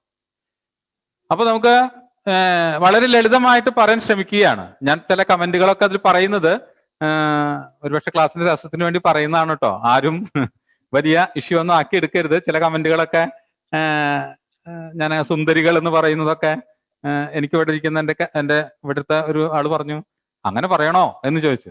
ഞാൻ പറയുന്നത് സൗന്ദര്യം എന്ന് പറയുന്നത് ഫിസിക്കൽ സൗന്ദര്യം മാത്രമല്ല, മനസ്സിന്റെ സൗന്ദര്യം കൂടെയാണ്. നിങ്ങൾ ഒരു ഡിസിപ്ലിൻ ആയിട്ട് ഇരിക്കുന്നത് തന്നെ ഒരു സൗന്ദര്യത്തിന്റെ ഭാഗമാണ്. അത് ആണായാലും പെണ്ണായാലും. ഓക്കെ, ഇന്നലത്തെ അത്ര പ്രോബ്ലം ഇല്ല എന്ന് തോന്നുന്നു. അൺമ്യൂട്ട് ചെയ്യുമ്പോഴൊക്കെ വളരെ ശാന്തമായ ഒരു ക്ലാസ് ആണ് എനിക്ക് കാണാൻ കഴിയുന്നത്. അതിനെനിക്ക് വളരെ സുന്ദരമായിട്ട് ഇവിടെ നിന്ന് നിങ്ങളോട് സംസാരിക്കാനും പറ്റുന്നുണ്ട്. ഓക്കെ, നമ്മള് GSTയുടെ ഒരു ചെറിയ കഥയിലേക്ക് കൂടെ വന്നിട്ട് നമുക്ക് ഇന്ന് വൈൻഡപ്പ് ചെയ്യാം. യെസ്, അങ്ങനെ പറയണം, എന്നാലേ ക്ലാസ് ഇൻട്രസ്റ്റ് ആവുമെന്ന് പറയണത്. ഓക്കെ, ഞാൻ മാക്സിമം ശ്രമിക്കുന്നുണ്ട്. നിങ്ങളുടെ ഭാഗത്തുനിന്ന് പാർട്ടിസിപ്പേഷൻ ആക്റ്റീവ് ആവുകയാണെന്ന് വെച്ചെങ്കിൽ നമുക്ക് അങ്ങനെ ചെയ്യാം. പറയാം, അസൈൻമെന്റിനെ കുറിച്ച് ഒന്നുകൂടെ പറയാം. അപ്പൊ ഇപ്പൊ നമ്മൾ പറഞ്ഞു നിർത്തിയ ഈ കഥകളൊക്കെ വിടൂ. നമ്മൾ അക്കൗണ്ടിങ് പാർട്ട് വിട്ടു, മാറ്റി കളഞ്ഞ എല്ലാവരും. അക്കൗണ്ടിങ് പാർട്ട് എല്ലാവരും മാറ്റി കളഞ്ഞോട്ടാ, എല്ലാവരും മനസ്സൊന്നും. ഇനി നമുക്ക് GSTയുടെ കഥയിലേക്ക് പോവാം. ഇപ്പൊ നമ്മള് CGST, SGST, UTGST, union territory GST, അതറിയാലോ. IGSTക്ക് പകരം ഉപയോഗിക്കുന്ന ഒരു സാധനമാണ് യൂണിയൻ ടെറിട്ടറി GST. ഓക്കെ, പിന്നെ KFC, അതൊക്കെ പെട്ടെന്ന് ഓർമ്മയിൽ നിൽക്കും. കാരണം നമ്മൾ ദിവസം തിന്നാൻ മേടിക്കുന്ന സാധനമാണല്ലോ ഈ KFC. അതുകൊണ്ട് പെട്ടെന്ന് ഓർമ്മയിൽ കിട്ടും. കേരള ഫ്ലഡ് സെസ് ഒന്ന് മാറ്റിയാൽ മതി. ഓക്കെ, അതൊക്കെ നമ്മൾ ഇന്നലെ പഠിച്ചു കഴിഞ്ഞു. ഇനി നമുക്ക് പഠിക്കാനുള്ളത് ഇത് എങ്ങനെയാ ഇതൊക്കെ ചെയ്യുക എന്നുള്ളതാണ്. ഈ IGST എങ്ങനെ കാണുക, SGST എങ്ങനെ കാണുക, UTGST എങ്ങനെ കാണുക, ഈ എന്താ പറയാ CGST എന്താ ഈ പരിപാടി, എങ്ങനെയാ അത് കാണുക. ഈ GSTയുടെ ഒരു ഡെഫിനിഷൻ നിങ്ങൾ പഠിച്ചിട്ടുണ്ടോ എന്ന് എനിക്കറിയില്ല. എത്ര ഡിഗ്രി കഴിഞ്ഞവരാണ് ഏറ്റവും കൂടുതൽ പേർ ഇത് സംബന്ധിക്കുന്നത്. ഏതാണ്ട് 200ഓളം കുട്ടികൾ ഡിഗ്രി കഴിഞ്ഞവരാണ്. അവരൊക്കെ BCom കഴിഞ്ഞവരാണെന്നാണ് അവർ പ്രൊഫൈലിലുള്ളത്. അതുകൊണ്ട് തന്നെ അവർ 5th സെമ്മിലും 6th സെമ്മിലും ഒക്കെ ആയിട്ട് GST പഠിച്ചിട്ടുണ്ടാവും. എങ്കിൽ അവരെ അറിയിലേക്കായിട്ട് ഞാൻ പറയാണ്, GST എന്ന് പറയുന്നത് ഒരു സപ്ലൈ നടക്കുമ്പോൾ മാത്രമാണ് GST നടക്കുന്നത്. സപ്ലൈ നടക്കാത്തപ്പോ GST ഉണ്ടാവില്ല. മനസ്സിലായല്ലോ? GST ഇഫക്റ്റ് ചെയ്യുന്നത് സപ്ലൈ നടക്കുമ്പോൾ മാത്രമാണ്. ഒരു ട്രാൻസ്മിഷൻ നടക്കണം. അത് പൈസക്ക് കൊടുക്കാം, പൈസ ഇല്ലാതെയും കൊടുക്കണം. പഴയ കാലത്ത് നമ്മൾ നടത്തിയിരുന്നത് എങ്ങനെയാ? ബാർട്ടർ സമ്പ്രദായമായിരുന്നു. ഒരു സാധനം വാങ്ങിക്കുന്നു, മറ്റൊരു സാധനം കൊടുക്കുന്നു.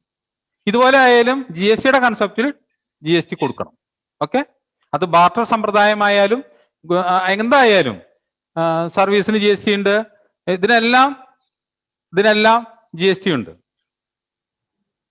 അപ്പോ നിങ്ങളിങ്ങനെ ക്വസ്റ്റ്യൻ ചോദിക്കുന്നോണ്ടേ എനിക്ക് ഉത്തരം പറയാൻ കുറച്ച് ബുദ്ധിമുട്ടുണ്ട്. ഞാൻ ഈ ചോദിക്കുന്ന ചോദ്യങ്ങളൊക്കെ നമുക്ക് അവസാനം നിങ്ങൾക്ക് സംശയം ചോദിക്കാൻ അവസരം തരാം. അപ്പോൾ നമുക്കൊന്ന് ഡിസ്കസ് ചെയ്യാം. ഇതൊന്ന് പറയുമ്പോൾ ഒരു കോൺസെൻട്രേഷൻ എനിക്കും വേണം, കേൾക്കുന്നവർക്ക് വേണ്ടത് സ്ക്രീനിൽ ഇങ്ങനെ വലുതാക്കി വരുന്നുണ്ട്. ഓക്കെ, ഒന്ന് ദയവേത് ഇപ്പൊ ആരും ചോദിക്കരുത്. ഒരു 10 മിനിറ്റ് കഴിഞ്ഞാൽ നമുക്ക് ചോദിക്കാനുള്ള അവസരം ഞാൻ തരാം. അപ്പോഴേക്കും നിങ്ങൾ ചോദ്യങ്ങളൊക്കെ കരുതി വെച്ചോളൂ. എനിക്കറിയാവുന്നതാണെങ്കിൽ ഞാൻ പറയാം. ഓക്കെ, അപ്പോ സപ്ലൈ, ഈ സപ്ലൈ നടക്കുമ്പോൾ മാത്രമാണ് GST ബാധകമാകുന്നത്. വെറുതെ നിർജീവമായിരിക്കുന്ന ഒരു വസ്തുവിന്മേൽ GST ബാധകമാകുന്നില്ല. അത് ഇളകി മറ്റൊരു സ്ഥലത്തേക്ക് ട്രാൻസ്ഫർ ആവണം, അത് സപ്ലൈ ആവണം. ആ സപ്ലൈയെ അടിസ്ഥാനമാക്കിയാണ് എന്ത് നടക്കുന്നത്? GST നിർണയിക്കപ്പെടുന്നത്. സപ്ലൈ പലതരത്തിലുണ്ട്. ഒന്ന് പ്ലേസിനെ അടിസ്ഥാനമാക്കിയിട്ടുണ്ട്, ഒന്ന് ആ സപ്ലൈയുടെ സ്വഭാവത്തിനെ അടിസ്ഥാനമാക്കിയിട്ടുണ്ട്. അങ്ങനെ പലതരം സപ്ലൈസ് ഉണ്ട്. ഞാൻ പ്ലേസിനെ അടിസ്ഥാനമാക്കിയ സപ്ലൈയെ കുറിച്ച് പറയാം. അത് ഇന്നലെ ഞാൻ പറഞ്ഞിരുന്നു. ഒരു സംസ്ഥാനത്ത് നിന്ന് മറ്റൊരു സംസ്ഥാനത്തേക്ക് പോകുമ്പോൾ അത് IGST സപ്ലൈ ആണ്, integrated goods and service tax. അതേസമയം ഇന്ത്യയിൽ നിന്ന് അടുത്ത രാഷ്ട്രങ്ങളിലേക്ക് നമ്മൾ കയറ്റുമതി ചെയ്യുമ്പോഴും അത് IGST തന്നെയാണ്. യൂണിയൻ ടെറിട്ടറി, അതിന് മലയാളം യൂണിയൻ ടെറിട്ടറി, കേന്ദ്രഭരണ പ്രദേശങ്ങൾ. കേന്ദ്രഭരണ പ്രദേശങ്ങളിലാണ് ഈ UTGST ബാധകം.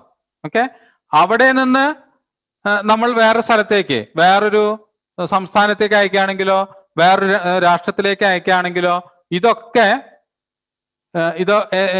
ഇതൊക്കെയാണ് IGSTയുടെ പർവിയിൽ വരുന്ന, അല്ലെങ്കിൽ UTGSTയുടെ പർവിയിൽ വരുന്നത്. മനസ്സിലാക്കുന്നുണ്ട് എന്ന് വിശ്വസിക്കുന്നു. അതേസമയം ഒരു സംസ്ഥാനത്തിനകത്ത്, അതാണ് ഞാൻ നേരത്തെ പറഞ്ഞത്, പ്ലേസ് ഓഫ് സപ്ലൈ. ഞാൻ പറയാം, എറണാകുളത്ത് നിന്ന് കാസർഗോട്ടേക്ക് ഒരാൾ സാധനം വാങ്ങിച്ചാൽ അത് സംസ്ഥാനത്തിനകത്തുള്ള പർച്ചേസ് ആണ്. അതേസമയം എറണാകുളത്ത് നിന്ന് കോയമ്പത്തൂരിലേക്ക് പർച്ചേസ് ചെയ്താൽ അത് സംസ്ഥാനത്തിന് പുറത്തേക്കുള്ള പർച്ചേസ് ആണ്, അത് ഇന്റർസ്റ്റേറ്റ് പർച്ചേസ് ആണ്. കോയമ്പത്തൂരിൽ നിന്ന് നമ്മുടെ തൃശ്ശൂരിലേക്ക് വാങ്ങിച്ചാൽ, തൃശ്ശൂർ ജില്ലയിലേക്ക് വാങ്ങിച്ചാൽ അത് IGST പർച്ചേസ് ആണ്. അതേസമയം തൃശ്ശൂരിൽ നിന്ന് ട്രിവാൻഡ്രത്തേക്ക് വാങ്ങിച്ചാൽ അത് ഇൻട്രാ സ്റ്റേറ്റ് പർച്ചേസ് ആണ്. മനസ്സിലായല്ലോ? ഇന്റർ സ്റ്റേറ്റ് പർച്ചേസും ഇൻട്രാ സ്റ്റേറ്റ് പർച്ചേസും. ഇൻട്രാ സ്റ്റേറ്റ് എന്ന് പറഞ്ഞു കഴിഞ്ഞാൽ സ്റ്റേറ്റിന് അകത്തുള്ള പർച്ചേസ്, ഇന്റർ സ്റ്റേറ്റ് എന്ന് പറഞ്ഞു കഴിഞ്ഞാൽ സ്റ്റേറ്റിന് പുറത്തേക്കുള്ളത് അല്ലെങ്കിൽ രാജ്യത്തിന് പുറത്തേക്കുള്ളത്.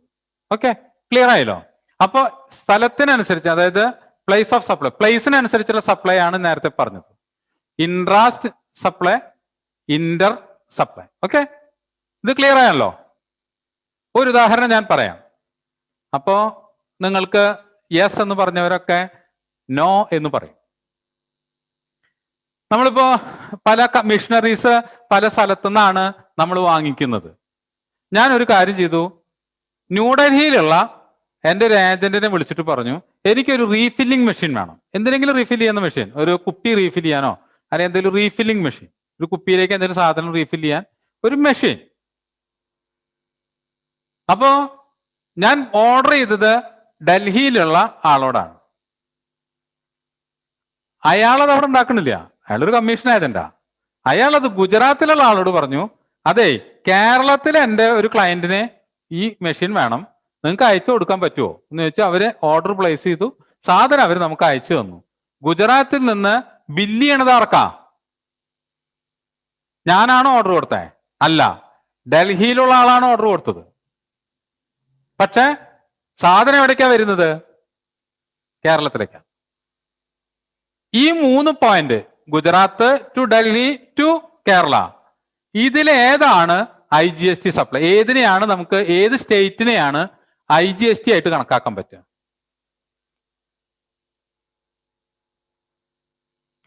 ഉത്തരം ബഹുരസമാണ്, ഓൾ IGST. പ്രശ്നം തീർന്നല്ലോ. ഡൽഹി ആണോ IGST ആയിട്ട്, അതായത് സ്റ്റേറ്റ് ആയിട്ട് കണക്കാക്കുക, കേരളത്തെയാണോ സ്റ്റേറ്റ് ആയിട്ട് കണക്കാക്കുക? 2 പോയിന്റുകൾ നിങ്ങൾ ഓർമ്മയിൽ വെക്കണം ഇത് പറയുന്നതിന് മുൻപായിട്ട്. ഒന്ന്, ഗുജറാത്തിലെ ആൾക്ക് GST ഉണ്ടാക്കും, അയാളൊരു മാനുഫാക്ചററാണ്. എനിക്ക് സപ്ലൈ ചെയ്യുന്ന ഞാൻ ആവശ്യപ്പെടുന്ന എനിക്ക് GST ഉണ്ടാകാം, ഉണ്ടാകാതെ ഇരിക്കാം. ഡൽഹിയിലിരിക്കുന്ന കമ്മീഷൻ ഏജന്റിനും GST ഉണ്ടാകാം, ഉണ്ടാകാതെ ഇരിക്കാം. ഈ 2 കാര്യങ്ങളെ അടിസ്ഥാനമാക്കിയാണ് ഇത് എവിടേക്കുള്ള സപ്ലൈ ആണെന്ന് തീരുമാനിക്കുക. ഗുജറാത്തുകാരനെ സംബന്ധിച്ചിടത്തോളം അത് IGST സപ്ലൈ ആണ്. അത് ഡൽഹിയിലേക്കായാലും ശരി, കേരളത്തിലേക്കായാലും ശരി. പക്ഷേ നമ്മളെ സംബന്ധിച്ചിടത്തോളം, അല്ലെങ്കിൽ ഗുജറാത്തുകാരനെ സംബന്ധിച്ചിടത്തോളം ബില്ല് അടിക്കുന്നത്, ബില്ല് ഇൻവോയ്സ് ചെയ്യുന്നത് എവിടേക്കായിരിക്കും? ഡൽഹിയിലെ ആൾക്ക് GST നമ്പർ ഇല്ലെങ്കിൽ എന്താ ചെയ്യാ? കേരളത്തിൽ എൻ്റെ പേർക്ക് അടിക്കും. അപ്പൊ ഞാനാണ്, കേരളത്തിലാണ് അതിന്റെ പ്ലേസ്. അതേസമയം എനിക്ക് GST നമ്പർ ഇല്ലെങ്കിൽ എന്ത് സംഭവിക്കും? ഡൽഹിയിലേക്ക് അടിക്കും. അപ്പോ ഇതാണ് അതിന്റെ വ്യത്യാസം. മനസ്സിലായല്ലോ? ഇനി രണ്ടു പേർക്കും ഉണ്ടെന്ന് കരുതുക, തീർച്ചയായിട്ടും ഡൽഹിക്ക് അടിക്കുള്ളൂ. കാരണം അതിന്റെ പ്രൈസ് വേരിയേഷൻ നമ്മൾ അറിയാൻ പാടില്ല. അപ്പൊ ഗുജറാത്ത് ടു ഡൽഹി ആയിരിക്കും 3 പേർക്കും GST ഉണ്ടെങ്കിൽ വരിക. ഇല്ലെങ്കിൽ അത് പ്യുവർ ആയിട്ടൊരു കമ്മീഷൻ ഏജന്റ് ആണ് വെച്ചെങ്കിൽ ഗുജറാത്തുകാരൻ നമുക്ക് ബില്ലടിക്കും, എന്നിട്ട് കമ്മീഷൻ ഏജന്റിന് കമ്മീഷൻ കൊടുക്കും. അപ്പോ കേരളമാണ് അതിന്റെ പ്ലേസ് ഓഫ് സപ്ലൈ. കണ്ടീഷൻസ് മനസ്സിലായല്ലോ? Yes or no? ഈ കണ്ടീഷൻ നിങ്ങൾ ആലോചിച്ചിട്ട് വേണം. നോ നോ ഓക്കെ, ഒന്നുകൂടെ പറയാം, ഒന്നുകൂടെ. യെസ്. ഞാൻ ഓർഡർ ചെയ്യുന്നത് ഗുജറാത്തിലേക്കല്ല, ഞാൻ ഓർഡർ ചെയ്യുന്നത് ഡൽഹിയിലേക്കാണ്. ഡൽഹിയിലേക്ക് ഓർഡർ ചെയ്ത സാധനം ഡൽഹിക്കാരനാണ് ഗുജറാത്ത് വാലേക്ക് കൊടുക്കുന്നത്. ഈ 3 കാര്യം മനസ്സിലായല്ലോ? ഡൽഹിക്കാരന് GST നമ്പർ ഇല്ല എങ്കിൽ കേരളത്തില് എനിക്കാണ് ആ സപ്ലൈ തന്നതായിട്ട് കണക്കാക്കുക. എനിക്ക് GST ഇല്ല എങ്കിൽ ഡൽഹിക്കാരനാണ് സപ്ലൈ കൊടുത്തതായിട്ട് കണക്കാക്കുക. ഞങ്ങൾക്ക് 2 പേർക്കും ഉണ്ടെങ്കിൽ അതിന്റെ എൻഡ് യൂസർ ആരാണോ ആ എൻഡ് യൂസർക്കാണ് പ്ലേസ് ഓഫ് സപ്ലൈ ആയിട്ട് കണക്കാക്കാൻ ഒരു ബില്ലടിക്കാൻ അങ്ങോട്ടാണ്, 2 ടാക്സ് വരാതിരിക്കാൻ വേണ്ടി. പിന്നെ ഉള്ളത് 3 സാഹചര്യം ഞാൻ പറഞ്ഞു. ഇനി എന്താ പറയേണ്ടത്? അത് കറക്റ്റ് ചോദ്യം. 2 പേർക്കും ഇല്ലെങ്കിലോ? ഒരു ബുദ്ധിമുട്ടുമില്ല. 6 പേർക്കാണ് ബില്ലടിക്കണ വെച്ചെങ്കിൽ അവിടെയാണ് പ്ലേസ് ഓഫ് സപ്ലൈ. 2 പേർക്കും ഇല്ലെങ്കിൽ ബുദ്ധിമുട്ടില്ലല്ലോ, രണ്ടും ഒരുപോലെയാണ്. അപ്പോൾ പ്രശ്നം അറിയാലോ? കേരളത്തിലേക്കാണ് അടിക്കണ വെച്ചെങ്കിൽ എന്താ വരിക? ഇപ്പൊ സെസ് കളക്ട് ചെയ്യണം, കേരളത്തിലേക്കാണ് അടിക്കുന്നതെങ്കിൽ. ഓക്കെ, കേരളത്തുകാരനുള്ള ഏറ്റവും വലിയ ഒരു യോഗമാണ് ഇപ്പൊ KFC കൊടുക്കുക എന്നുള്ളത്. ഓഗസ്റ്റോടുകൂടെ തീരുമെന്നാണ് പറഞ്ഞത്. ഇപ്പൊ ക്ലിയർ ആയോ നിങ്ങൾക്ക് പ്ലേസ് ഓഫ് സപ്ലൈ? ഓക്കെ. ഇനി അതിന്റെ സ്വഭാവത്തിനനുസരിച്ച് ഈ സപ്ലൈയുടെ സ്വഭാവം ഉണ്ട്. അത് ഭയങ്കര രസമാണ്, അതിന് സപ്ലൈയുടെ സ്വഭാവം. നമ്മളൊക്കെ കണ്ടിട്ടില്ലേ ഈ സൂപ്പർ മാർക്കറ്റുകളിൽ കോൾഗേറ്റ് പേസ്റ്റും ബ്രഷും ടൺ ക്ലീനറും കൂടെ ഒരു പാക്കറ്റ് കണ്ടിട്ടുണ്ടാവും ഇല്ലേ? അതിന് പറയുന്ന പേരാണ് മിക്സഡ് സപ്ലൈ. 2 തരം സപ്ലൈകളാണുള്ളത് അങ്ങനെ, മിക്സഡ് സപ്ലൈയും കോമ്പോസിറ്റ് സപ്ലൈ. എന്താ മിക്സഡ് സപ്ലൈ? നേരത്തെ പറഞ്ഞ ഉദാഹരണമാണ് മിക്സഡ് സപ്ലൈ. കോമ്പോസിറ്റ് സപ്ലൈ എന്താ? ഞാൻ പറയാം. കോമ്പോസിറ്റ് സപ്ലൈക്ക് ഒരു ഉദാഹരണം. മിക്സഡ് സപ്ലൈ എന്ന് പറഞ്ഞാൽ ഒരു പ്രിൻസിപ്പൽ ഒരു സാധനം ഉണ്ടാവും, അതിന്റെ ഐറ്റത്തെ ഏറ്റവും ഹയർ റേറ്റ് ആണ് അത് ആ പാക്കറ്റിന്റെ റേറ്റ്. അതായത് നമ്മൾ പേസ്റ്റും ബ്രഷും ടൺ ക്ലീനറും ഒരു പാക്കറ്റിലാണ് വെച്ചെങ്കിൽ പേസ്റ്റിനാണ് ഏറ്റവും കൂടുതൽ ടാക്സ് ഉള്ളത്, അതാണ് അതിന്റെ ടാക്സ് ആയിട്ട് കണക്കാക്കുക. ഇപ്പൊ ബ്രഷിന് 5% ഉള്ളൂ എന്ന് കരുതുക, പേസ്റ്റിന് 18% ഉണ്ടെങ്കിൽ ടൺ ക്ലീനറിന് 12% ഉണ്ടെങ്കിൽ ഇത് 3ഉം കൂടിയുള്ള ഒരു മിക്സഡ് സപ്ലൈ ആണെങ്കിൽ അവിടെ എന്താ കാണുക? മിക്സഡ് സപ്ലൈക്ക് ചെയ്യുന്നത് പ്രിൻസിപ്പൽ ഗുഡ്സിന് അതിന്റെ ടാക്സ് ആണ് കണക്കാക്കുക. ഈ കോമ്പോസിറ്റ് എന്ന് പറയുന്ന സാധനത്തിന് ഏറ്റവും ഉദാഹരണം ഞാൻ പറയാം. കോമ്പോസിറ്റ്, നമ്മള് ഒരു 10 ചാക്ക് സിമെന്റ് നമ്മൾ നമ്മുടെ വീട് പണിക്ക് വേണ്ടിയിട്ടോ അല്ലെങ്കിൽ വീടിന്റെ റിപ്പയറിങ്ങിന് വേണ്ടിയിട്ടോ ഒക്കെ വാങ്ങിച്ചു എന്ന് കരുതുക. അങ്ങനെ വാങ്ങിച്ചാൽ നമ്മളെ കടക്കാരനോട് പറയും ആ സിമെന്റും കൂടെ കൊടുത്തയച്ച് കേട്ടാ വണ്ടിയിലേ എന്ന് പറയും. നമ്മൾ ആരെങ്കിലും ഇപ്പോൾ കഴിയൊന്നും പോവാറില്ല, വണ്ടി വരുമ്പോൾ പൈസ അങ്ങ് കൊടുക്കുന്ന ഇടപാടാണ് നമുക്ക്. അപ്പോ അദ്ദേഹം നല്ല പക്കയായിട്ട് ചെയ്യുന്ന ഭംഗിയായിട്ട് ചെയ്യുന്ന ഒരാളാണെന്ന് വെച്ചെങ്കിൽ അദ്ദേഹം ഈ lorry GTA goods transporting agency എന്നാണ് പറയുക. GTA ഞാൻ ആ ടേം പരിചയപ്പെടാൻ വേണ്ടി പറയുന്നതാണ് കേട്ടോ. GTA goods transporting agency. നമ്മൾ KRS KTC അങ്ങനെ കുറെ സാധനങ്ങളുണ്ടല്ലോ, അതിലെ അവർ 10 ചാക്ക് സിമെന്റ് അങ്ങോട്ട് പാക്ക് ചെയ്ത് വിട്ടു. ആ 10 ചാക്ക് സിമെന്റിന് 4000 രൂപ ടാക്സ് ഉൾപ്പെടെ, ഞാൻ ടാക്സ് ഒന്നും പറയുന്നില്ല. 28% സിമെന്റിന്റെ ടാക്സ്. കോമ്പോസിറ്റ് സപ്ലൈയിലെ ഈ ലോറിയുടെ വാടകയും കൂടെ ഉൾപ്പെടുത്തി എന്ന് കരുതുക. ലോറി വാടക നോർമലി 12% ഉള്ളൂ, ഏറ്റവും കൂടിയത്. കുറഞ്ഞത് 5% ഉണ്ട്, നമുക്ക് ഏറ്റവും കൂടിയ റേറ്റ് 12%. ഏറ്റവും കുറഞ്ഞത് ടാക്സ് ഇല്ലാതെ നമുക്ക് റോഡ് സ്ട്രീറ്റ് എന്ന് വിളിക്കുന്ന ടാക്സി സ്റ്റാൻഡ് എന്ന് വിളിക്കുന്ന ലോറിക്ക് ടാക്സ് ഇല്ല, അങ്ങനെയും കൊണ്ടുവരാം. അല്ലെങ്കിൽ 0%, 5%, ഏറ്റവും മാക്സിമം 12%. അത് ഇട്ടിട്ട് നമുക്ക് തരേണ്ടിയ സ്ഥാനത്ത് 28% ഈ ട്രാൻസ്പോർട്ടിങ്ങിന് ഈടാക്കുക. എന്നുവെച്ചാൽ കോമ്പോസിറ്റ് സപ്ലൈ എന്നുവെച്ചാൽ പ്രിൻസിപ്പൽ ഗുഡ്സ് എന്താണോ, നമുക്ക് സിമെന്റ് എത്തുക എന്നുള്ളതാണ് നമ്മുടെ പ്രിൻസിപ്പൽ നീഡ്. അപ്പൊ ആ പ്രിൻസിപ്പൽ നീഡ് അതായത് കൊണ്ട് അതിന്റെ ടാക്സ് ആണ് GST ചാർജ് ചെയ്യുക. ക്ലിയർ ആയോ? Mixed supply and composite supply clear ആയെന്ന് ഞാൻ കരുതുന്നു. Any doubt? ഇല്ല. ക്ലിയർ ആയില്ല എന്നാണോ, ഡൗട്ട് ഇല്ല എന്നാണോ? Yes, clear. ഒന്നുകൂടെ. യെസ്, മിക്സഡ് സപ്ലൈ ഞാൻ ഒന്നുകൂടെ പറയാം. നമ്മൾ നേരത്തെ പറഞ്ഞില്ലേ ഒരു KFC ചിക്കന്റെ കാര്യം. ആ ചിക്കന്റെ ഒപ്പം ഒരു പാക്ക് കിട്ടും. എന്താ അതിനകത്ത് കുറച്ച് സാധനങ്ങൾ ഇട്ടില്ലേ? അതിന്റെ പേരെന്താ? ചിക്കന്റെ ഒപ്പം ഒരു നീളന ഒരു സാധനം, അതിന്റെ കൂടെ എന്താ സാധനം, കഴിക്കാൻ മാത്രം എനിക്ക് ഒരു പേരറിയില്ല കേട്ടോ. അതിന്റെ പെപ്സി, പിന്നെ അതിനകത്ത് കുറെ ഒരു ഫാമിലി പാക്കൊക്കെ നമ്മൾ കിട്ടില്ലേ? കെച്ചപ്പ് വരുന്നു. ഓക്കെ, അപ്പൊ ഇതൊക്കെ ഒരു പാക്കായിട്ടാണ്. ഫ്രഞ്ച് ഫ്രൈസ്, ഇതൊക്കെ കൂടെ ഒരു പാക്കായിട്ടാണ് അവർ തരിക. പക്ഷെ നമ്മൾ ആലോചിക്കേണ്ടത് അതൊരു മിക്സഡ് സപ്ലൈ ആണ്. അവിടെ പ്രധാനപ്പെട്ട സാധനം എന്താ? ഫ്രഞ്ച് ഫ്രൈസോ കെച്ചപ്പോ ഒന്നും അല്ല, KFC ആണ്, അല്ലെങ്കിൽ NFC ആണ്, അല്ലെങ്കിൽ അതുപോലത്തെ എന്തെങ്കിലും സാധനമാണ്. ഡ്രം സ്റ്റിക്ക്, ബർഗർ, അതൊക്കെ തന്നെ സാധനങ്ങൾ. എനിക്ക് പേരറിയാത്ത പ്രശ്നമാണ്. ഓക്കെ, അപ്പോ അത്തരം സാധനങ്ങൾക്ക് നമുക്ക് എന്താ അതിന്റെ പ്രിൻസിപ്പൽ എമൗണ്ട് 28%, 18% ഏതാണോ ആ ചിക്കന്, ആ KFC എന്ന് പറയുന്ന അല്ലെങ്കിൽ ബർഗർ എന്ന് പറയുന്ന ഐറ്റത്തിന് എന്താണോ റേറ്റ്, ആ റേറ്റ് ആണ് തീരെ റേറ്റ് ഇല്ലാത്ത പല സാധനങ്ങൾക്കും കൂടെ നമ്മൾ കൊടുക്കേണ്ടി വരുന്നത്. അതാണ് മിക്സഡ് സപ്ലൈ. ഓക്കെ, ഇനി അതിന് സംശയമില്ലല്ലോ. കോമ്പോസിറ്റ് സപ്ലൈക്ക് ഏറ്റവും നല്ല ഉദാഹരണം നിങ്ങൾ കണക്കാക്കേണ്ടത് ഞാൻ നേരത്തെ പറഞ്ഞ സിമെന്റും ട്രാൻസ്പോർട്ടിങ്ങുമാണ്.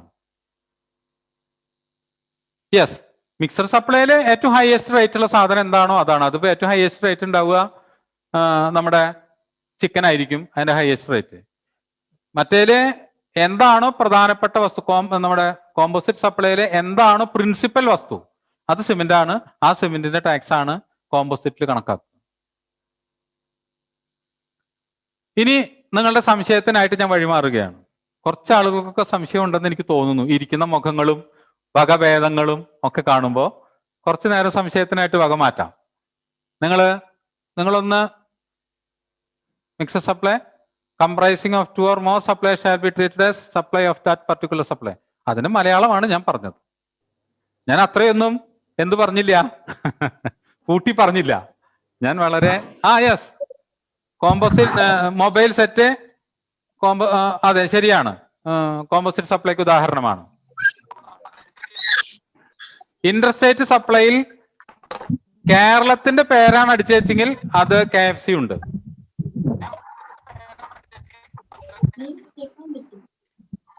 ചോദ്യം ചോദിക്കാം. അൺമ്യൂട്ട് ചെയ്ത് തന്നിട്ടുണ്ട് ആർക്കൊക്കെയോ.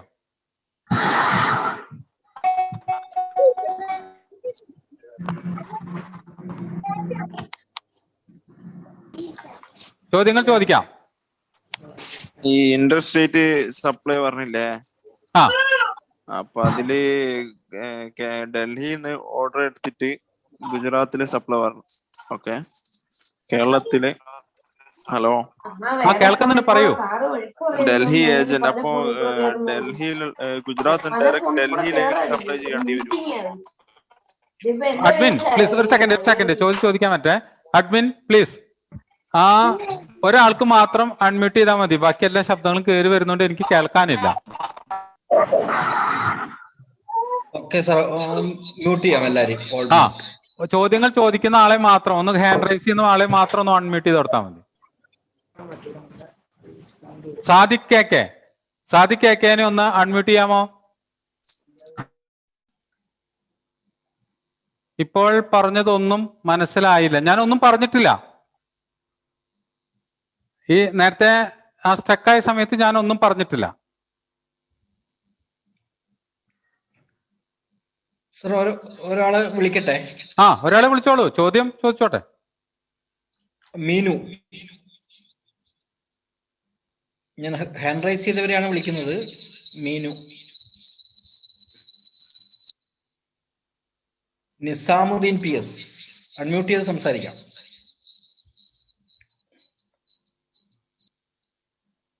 ജിതിൻ, അൺമ്യൂട്ട് ചെയ്ത് സംസാരിക്കാം.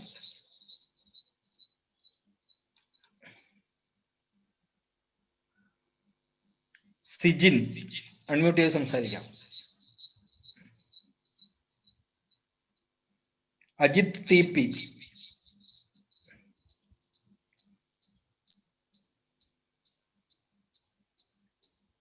ഓക്കെ സാർ, ആർക്കും എന്തൊക്കെ പ്രശ്നങ്ങൾ എവിടെയൊക്കെ ഉണ്ട്? എന്നോടിപ്പോ പറഞ്ഞത് ഇപ്പൊ ഈ പറഞ്ഞ സപ്ലൈനെ കുറിച്ച്, മിക്സഡ് സപ്ലൈ, കോമ്പോസിറ്റ് സപ്ലൈയെ കുറിച്ച് ഒന്നും കൂടെ പറയാൻ വേണ്ടിയിട്ടാണ്. മിക്സഡ് സപ്ലൈ എന്ന് പറഞ്ഞാൽ മിക്സ് ചെയ്ത് കൊടുക്കുന്ന സപ്ലൈ. മീൻസ് ഒരു ഐറ്റത്തിനെ ബണ്ടിൽ ചെയ്തിട്ട്, അതിന്റെ തിയറി പറഞ്ഞാൽ ഒന്നും മനസ്സിലാവാത്തതുകൊണ്ടാണ് ഞാൻ പറയാതിരിക്കുന്നത്.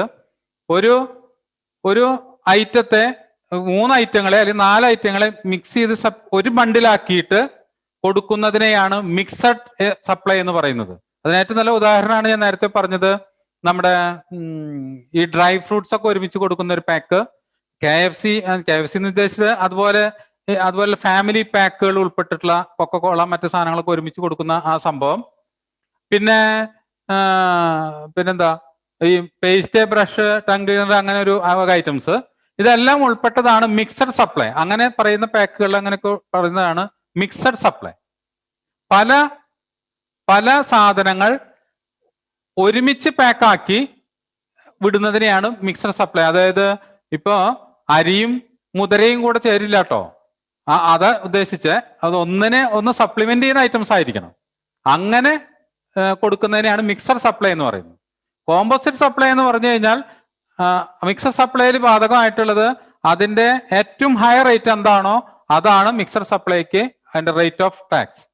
ഓക്കെ, ഇനി കോമ്പോസിറ്റ് സപ്ലൈയിലേക്ക് വന്നു കഴിഞ്ഞാൽ അവിടെ പ്രിൻസിപ്പൽ ഗുഡ്സിന്റെ ടാക്സ് ആണ് നമ്മൾ കണക്കാക്കുക. Composite supply, phone with charger and earphone, yes, best example. അത് കോമ്പോസിറ്റ് സപ്ലൈ ആണ്. കാരണം അവിടെ പ്രിൻസിപ്പൽ എന്ന് പറയുന്ന ഐറ്റം എന്താണ്? മൊബൈലാണ്, ചാർജറോ മറ്റോ ഒന്നുമല്ല, മൊബൈലാണ്. അപ്പൊ അത് നമുക്ക് കോമ്പോസിറ്റ് സപ്ലൈ ആയിട്ട് കണക്കാക്കാൻ പറ്റും. അപ്പൊ ഇതൊക്കെയാണ് മിക്സഡും കോമ്പോസിറ്റും എന്നുള്ളത്. ഇന്നലെ ഹോളിഡേ ആയിരുന്നു. ശനിയാഴ്ചത്തെ ക്ലാസ്സിനെ കുറിച്ചാണ് ഞാൻ ഇന്നലെ എന്ന് പറഞ്ഞത്. ഇന്നലെ ഹോളിഡേ ആയിരുന്നു. ഞാൻ കോമൺ ആയിട്ട് പറയാമെന്ന് പറഞ്ഞ കാര്യം അസൈൻമെന്റിനെ കുറിച്ചാണ്. അസൈൻമെന്റ് നാളെ രാവിലെ 10 മണിക്കുള്ളിൽ നിങ്ങൾക്ക് ലഭിക്കുന്ന ഗ്രൂപ്പുകളിൽ, നിങ്ങൾക്ക് എവിടുന്നാണോ ഈ മീറ്റിംഗ് ID കിട്ടിയ ഗ്രൂപ്പുകൾ, അവിടെ ഞങ്ങൾ പോസ്റ്റ് ചെയ്തിട്ടുണ്ടാകും.